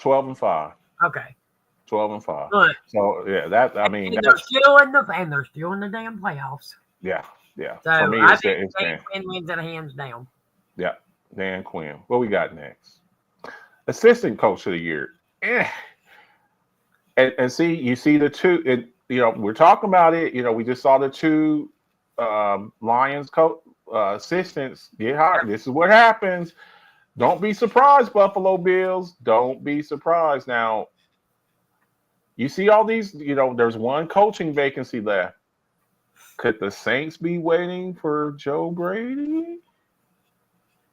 When you consider all the teams, the coaches that are still left on here, I think Joe Brady's going to be maybe not this year. We don't think Brian Flores will ever get an opportunity to be a head coach. I think that they might. For me, I'd have to go Ben Johnson. But if somebody told me Joe Brady, considering you lost Stephon Diggs, you lost Gabe Davis. If somebody told me Joe Brady is assistant coach here, I would not have a problem with that. I wouldn't have a problem with that at all. What Vic Fangio did, if somebody said Vic Fangio, taking 2 rookie cornerbacks, their secondary was depleted. You get Cooper DeJean, you get Quinyon Mitchell. We saw them, on the rookies of the year, defensive rookies of the year list, and taking those 2 kids and turning that defense into what it is. I wouldn't have a problem with it. I'd have to go. I still got to go with Ben Johnson, what they were doing over there. But if somebody told me Joe Brady, all of these guys for me have an argument. I wouldn't have a problem if any of these guys got it. Maybe not Flores so much. And it's not because I have anything against Flores. I just think these guys have done. I think what Flores did with that defense with Minnesota and helping them get to the freaking playoffs was pretty damn amazing. So I wouldn't have a problem with any one of them. Any one of them? Yeah, I think all of these are. I don't think it's as far-fetched as like the offensive rookie of the year. I think it's Jaden Daniels. It's not even close. Those assistant coaches of the year, you could talk me into just about any one of them. So we're here. We're down to the what do they call it? The NCAA tournament, the Final Four. We're at the Final Four right now. So, are we ready to make our picks? Do our Is that where picks. we're at? So, Our NFC NFC champion. Championship game will be Sunday at 3 p.m. Sunday, 3 p.m. Look, Mona, I got my pen here, and I write down our scores every week. I do too. We're ready to make our picks. So, If like, you're watching, I don't see too many people watching. I know a few other people are doing about some 5 stuff. people, I think, right now are watching. Go in the comment section, put it up in there. If you're watching it, the show later on YouTube, go in there, put your score in the comment section. In our playoff bracket, there's 3 of us left. It's me, Michelle Romero, and Ethan Tweedy. Me and Ethan Tweedy, we could both be eliminated this week. Ethan picked the Chiefs. Ethan Tweedy picked the Bills. I picked the Chiefs. And I think Michelle picked she picked the Commanders. She did what? I think I'm gonna have to look and see. I don't know. I know she's still in it though. Brad got eliminated last week because he picked the Ravens to win the Super Bowl. So it's me, Michelle, and Ethan Tweedy. We're the ones that's left. And All right, could be so we got eliminated. the Washington Commanders and the Philadelphia Eagles, and I am taking the Eagles All right. because I just don't think the Commanders have an answer for Saquon Barkley. Okay. And quite frankly, the Eagles defense has been playing some damn good football. And I think they're gonna. I think you could even see a couple turnovers. They split this regular season. This is crazy. You don't usually see this. 2 teams from the same division in the conference championship. You don't usually see this. That'd be like the Steelers playing the Ravens in the AFC championship. You don't really see stuff like that, you know. Right. But anyway, I got the Eagles. I think the Eagles are going to win 31-28. I think it's going to be a close game all the way up to the end. Mona, I'm with you. Look, this is scary. Like, I go back and I watch the Commanders, but I think you have to pay your dues in this league. The pro sports gods, they don't like for a rookie team or a team that's on the come up to win their first year. You got to go through some adversity. Even in Chicago. I tell my son what I'm getting ready to say. Would not hurt my feelings to see Jaden Daniels go to the Super Bowl his rookie year. Wouldn't hurt my feelings. I'm going to be pulling for Gary's Eagles because he always pulls for my Steelers. Yeah. But it would not hurt my feelings to see Jaden Daniels go to the Super Bowl. But I don't think I think in sports, whatever sport it may be, I think that you have to pay your dues. Even Michael Jordan, the great Michael Jordan, he had to get his ass kicked by those. You know, you got to go through some adversity to kind of get those calluses on you. You know about them calluses, where you got to them calluses on your hand to kind of toughen it up and make your skin like leather. I don't think that the Commanders have really went through any adversity. Not really. You know, it's been pretty smooth sailing for the most part. You know, I just feel like we're getting ready to have a replay of the Eagles Chiefs Super Bowl. And I got to go Eagles here. Now, it scares me, this whole thing. I'm going to be up to kickoff. I'm going to be watching the medical report for Hurts. That's something that you just don't really just get up from. We saw, with your knee and stuff like that. I don't know. We saw Zay Flowers a couple of weeks ago. He banged his knee, and it's going to be all right. He missed 2 straight games. Yep. He missed week 18 against the Steelers. Then he missed the wild card weekend. I just don't. He missed 3 games.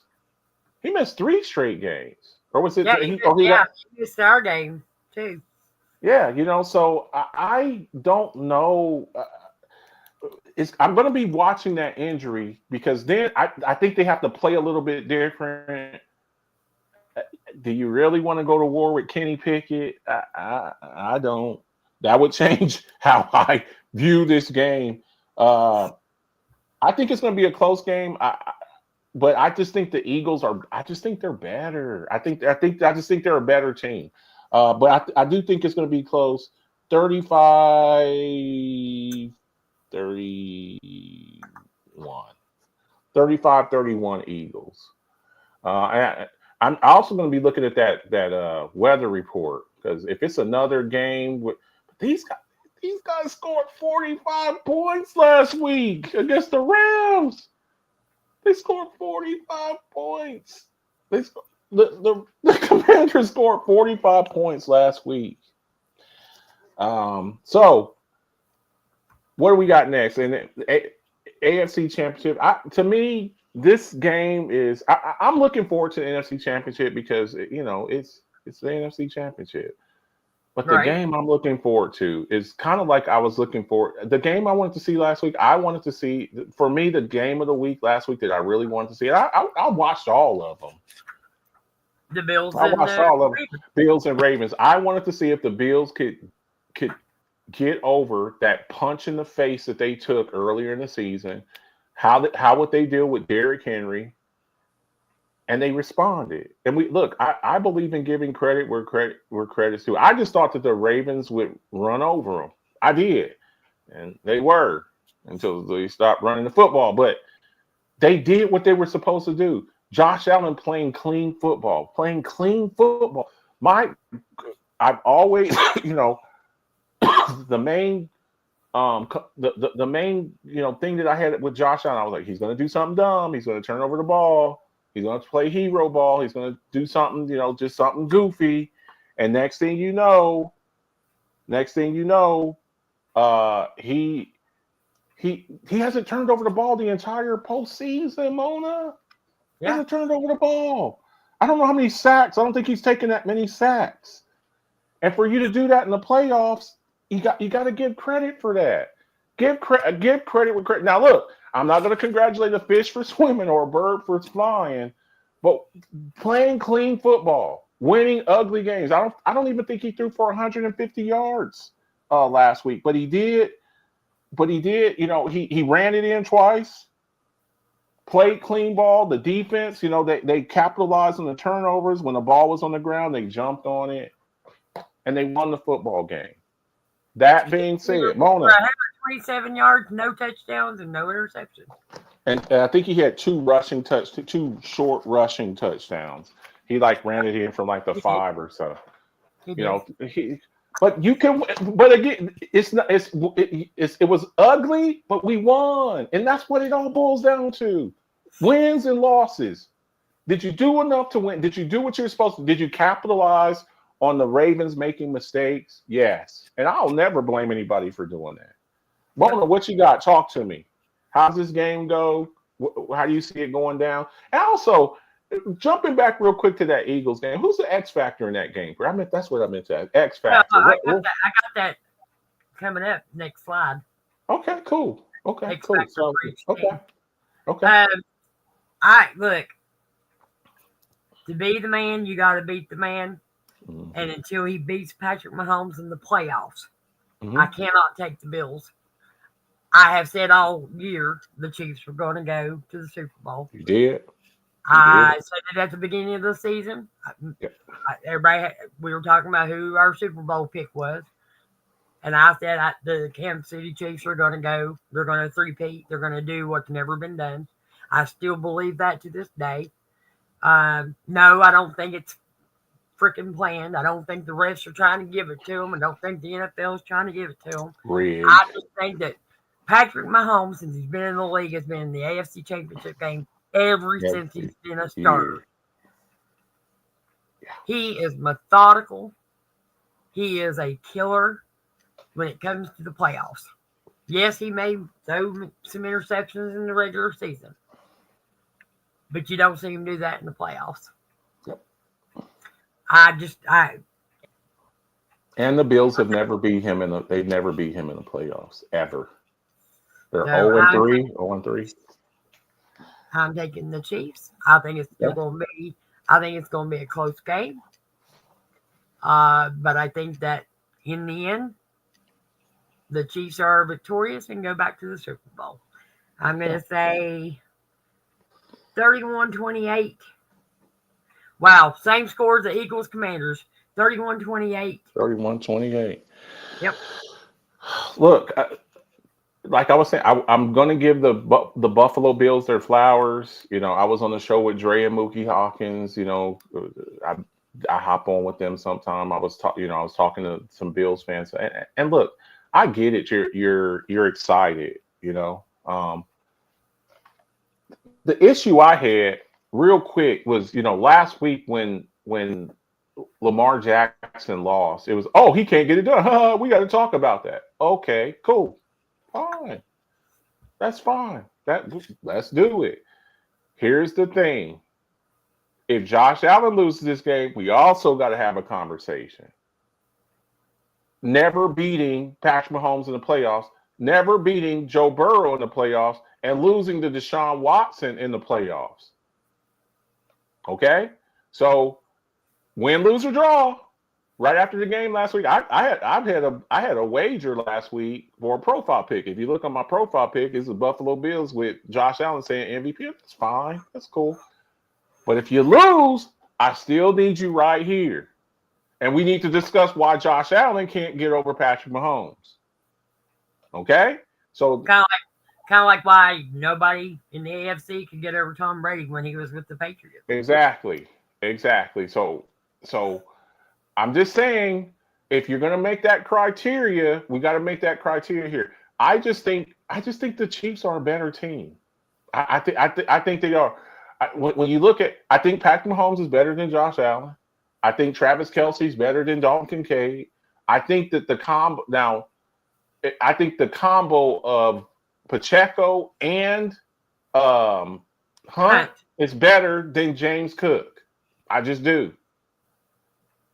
I think that the speed. I think that the wide receiver core. When you look at Amari Cooper has really done nothing. Just I think it's. I could even go with the wide receiver cores. The wide receiver cores are a draw because Amari Cooper hasn't done crap for the Bills, and DeAndre Hopkins hasn't really done crap. I think they kind of jumped on. They're at the end of their careers and they're trying to jump on a contender. But if we're going to say Xavier Worthy or Keon Coleman, who do I think is better? Who's been more impactful this year? Come on now, let's keep it a buck. Who's been more impactful this year? Xavier Worthy or Keon Coleman? Worthy. See what I'm saying? And the last time that y'all played, you did not see Hollywood Brown. Hollywood Brown is a problem, folks. I just don't think that, he didn't play last time. Rice didn't play in that game. Pacheco didn't play in that game. You got to see those guys. Just like y'all said last week, well, we didn't have Milano and we didn't have this guy, Terrell Bernard and this guy here. Okay, well, when you beat them, you didn't play them at full strength. And you're still not going to see Rice this time. But you are going to see Hollywood Brown. You are going to see Pacheco. So I don't think that the Chiefs are going to make the mistakes that you beat the Ravens by 2 points and they turned the ball over 3 times. And you're supposed to win. Don't make excuses for you don't have to. You don't owe any apologies for winning the game. You won 27-25 with them turning the ball over 3 times. I don't think that the Chiefs are going to make that mistake. I don't think that Travis Kelce is going to drop the ball. I don't think Patrick Mahomes is going to turn the ball over twice. I don't. I just don't see that happening. So I still think it's going to be a close game. I think Josh Allen, I think you see him run a little bit more this game. Do a little bit more running. He hasn't been running as much, like taking off. I think he does that a little bit more. I think it's going to be a close game, just like all of them are, in the playoffs. I'm going KC. 30-28 with a Harrison Butker Field goal. Game-winning field goal. Harrison Butker. And I trust Harrison Butker more than I do Tyler Bass. And I trust Andy Reid more than I trust Sean McDermott. Every time they play, Sean McDermott does something stupid in the game. He does something stupid every time he goes for it or runs a fake punt or something like that. Now, maybe he learned. But I'm from the show me state. I'm not from the show me state. I'm from Chicago and New Mexico. But I'm from the show me state. You got to show me. And until you do it, I don't believe it. You got to show me, oh, we're ready, we're this, we're that. Okay. We'll see. And look, if you do it, I'll be right here. And I'll be at congratulations. And we'll be making our picks next week for the Super Bowl. No, we're not going to do a show. We don't usually do a show a week before 2 weeks before the Super Bowl. We're not going to do a show next week. But close game, competitive. I expect a back and forth, 2 great quarterbacks. But I just trust the guy who's done it. I trust the 3-time champion. 2-time MVP, 3-time champion, all pro. That's who I trust. That's who I trust a little bit more. So we'll see what happens. I'm looking forward to some games Sunday. I'm going to get my wings. Mona, X Factor for each team. What you got? I'm going to write this down too. Washington Commanders, Jaden Daniels. Okay. He's the X factor in this game. Okay. He is playing against the Philadelphia Eagles defense. Yeah. There's some young corners out there for the Eagles defense who are a whole lot like Daniels. They're rookies. Mm-hmm. And they're out to make names for themselves because they are thinking about that future contract they're going to have. Mm-hmm. I've got Jaden Daniels as the X factor. He can't. He has to play good. He has to play good. He has to play damn near perfect, in my opinion. Yeah. In this game, to win this game, Mm-hmm. I think he can win this game. And I would, like I said, wouldn't bother me to see him win it. I'm gonna be pulling for the Eagles because it's my son's team. I'd be sick. But, yeah. I'd be sick. I'd really be sick. So Daniels is, to me, the X factor. Okay. For the Eagles? The Jalen Hurts. You're going with the quarterbacks here. Saquon Barkley is going to do his job. And Washington has problems stopping the run. I have no fear that Barkley's going to do what he's supposed to do. I figure 150 yards, maybe 200 yards rushing in this game. But Jalen Hurts and that knee,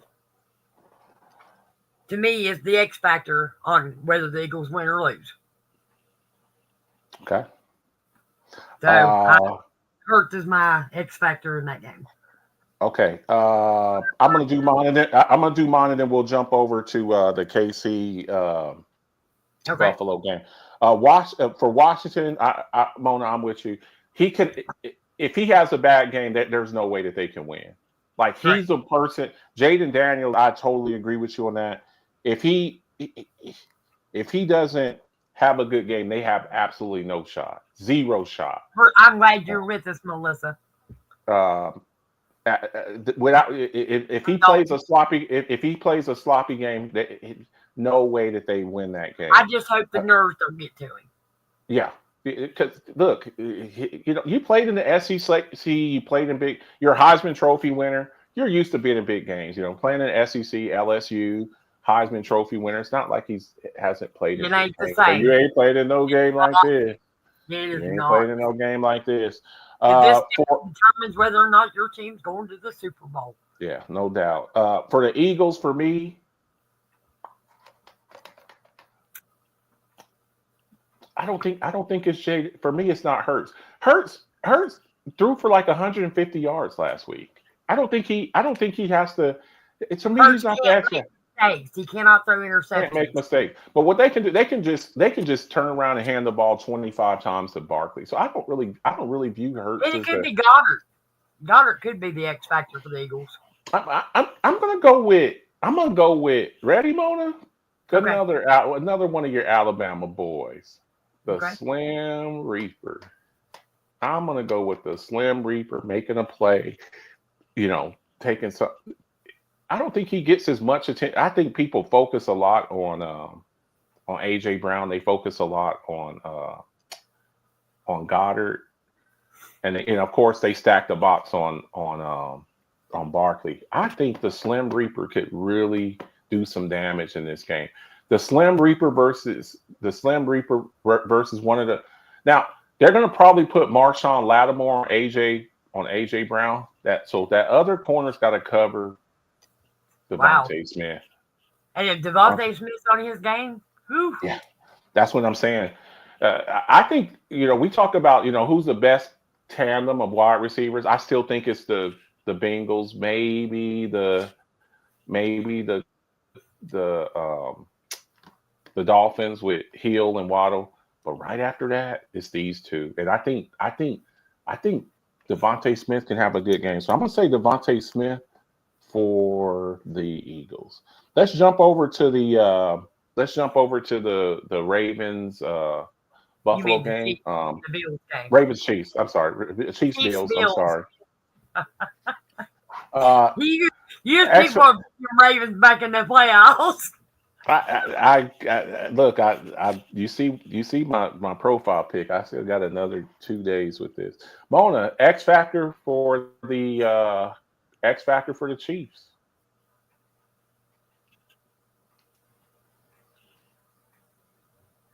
Okay. You want me to tell you who I think makes an impact in this game? Okay. What you got? Juju Smith-Schuster. Juju. I think Juju is the Juju in this game. I think he's. I don't know. I just forgot all about him. I keep thinking, they're gonna be trying to put their cover on Hollywood Brown. Mm-hmm. And I think Juju. I don't know. I got this feeling that Juju is going to pull it off. Okay. And for the Bills? I think it's Josh Allen. I absolutely think it's Josh Allen for the Bills. I think he is the X factor. He's not going to get away with 120 yards this game. He has to play. He's not going to get away with 120. He has to play his game. He has to play a clean game. Yeah. But he cannot play hero ball and make bad judgments in crucial moments. This is look, we've seen him make some bad judgment calls in games, in crucial moments of games. He hasn't done that most of the season this year. He's played some really good, clean football. I don't have a problem with him winning MVP this year. I do not. I think he's well deserving of it. I think he's better deserving of it than Lamar Jackson. Okay. Actually hoping he wins MVP, just to be honest. Okay. But I think he is the X factor in this game. Okay. Fair enough. Chiefs for me. I'm thinking Xavier Worthy. I think Xavier Worthy's speed. I think they're going to try. We've seen the Bills when they lose games in the playoffs. The thing that gets them in the playoffs is speed. Tyreek Hill. I remember Tyreek Hill, the 13 seconds game, and him just outrunning the entire defense.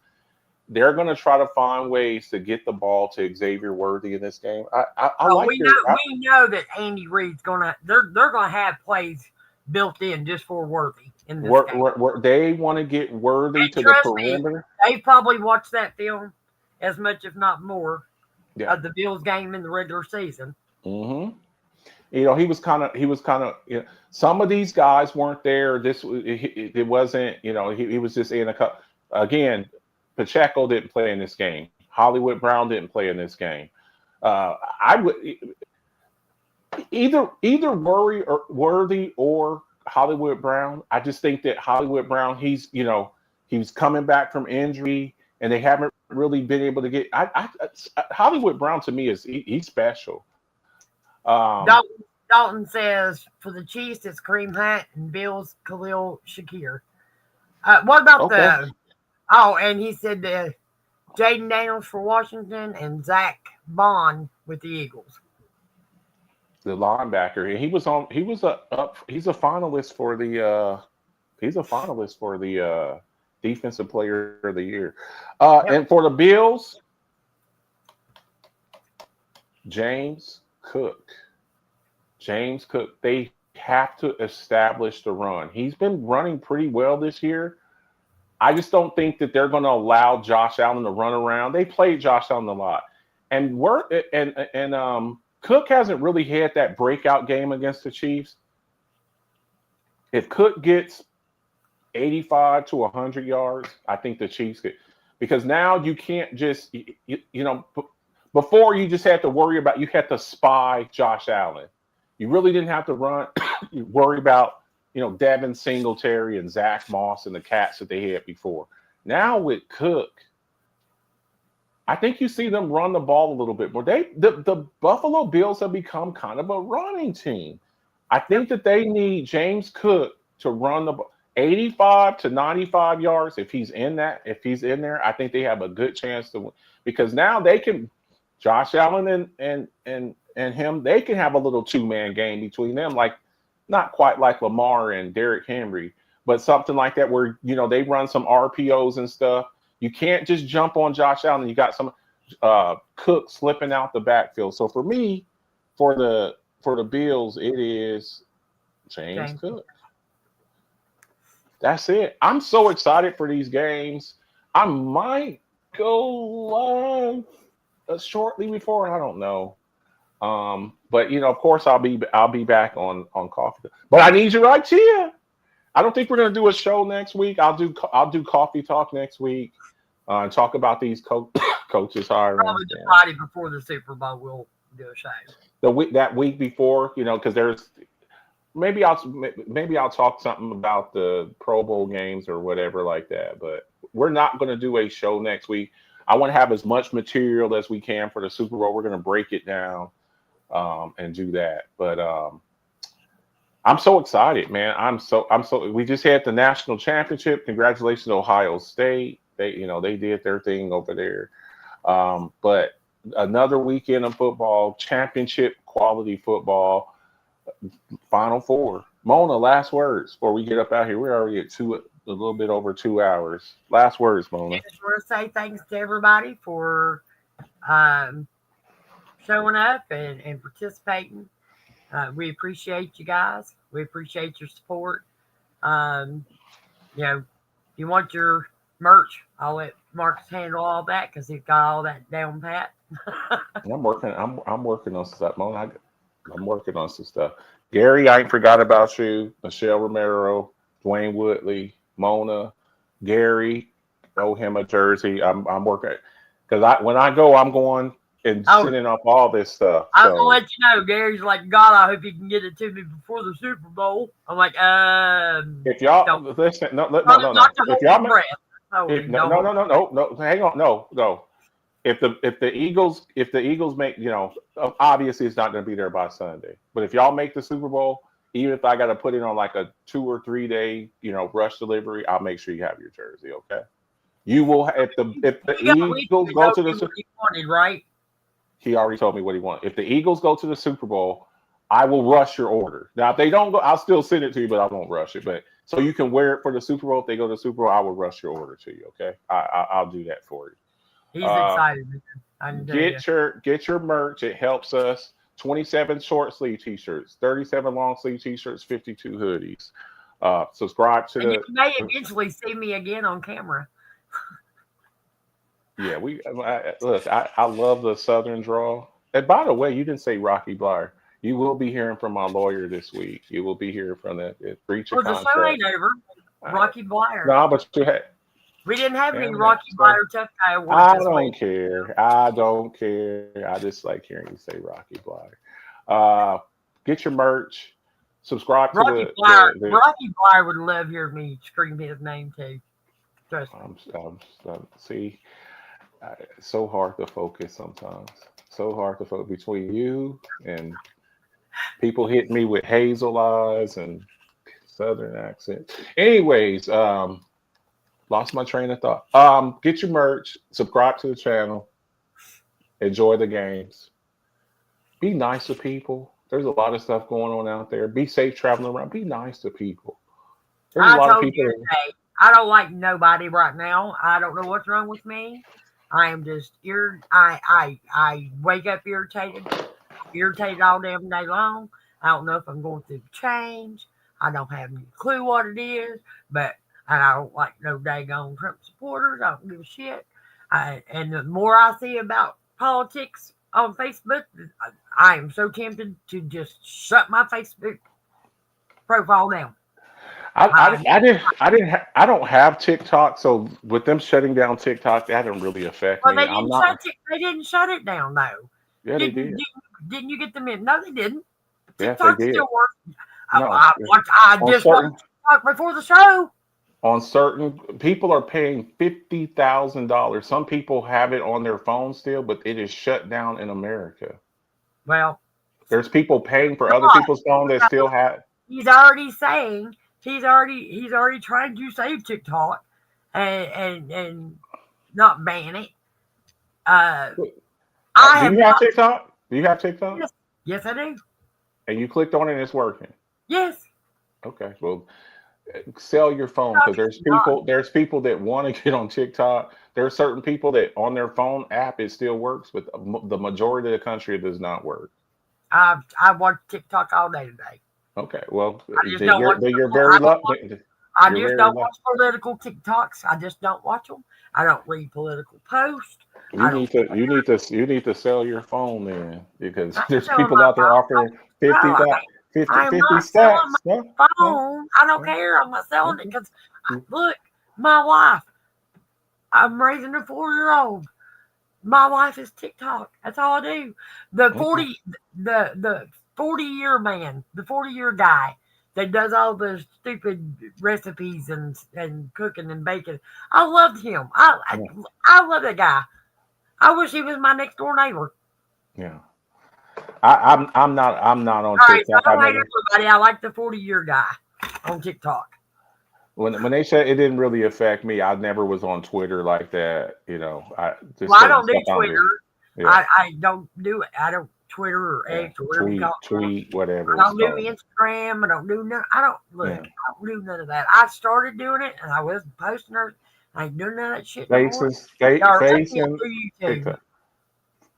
TikTok, and YouTube. Facebook,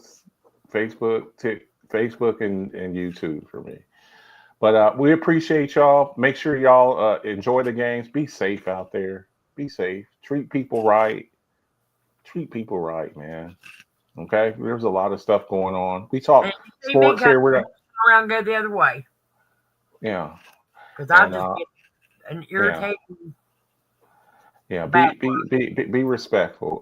And I'll be back coffee talk Monday morning. And we're not doing a show next week, so we'll be, out. Show support for the other people out there that create good content. Show some love to them too.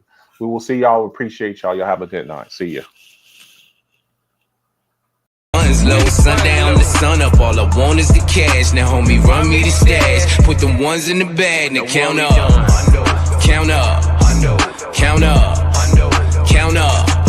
I'm talking 1 milli, 2 milli, 3 milli, 4 billion, 5 billion. I'm illy.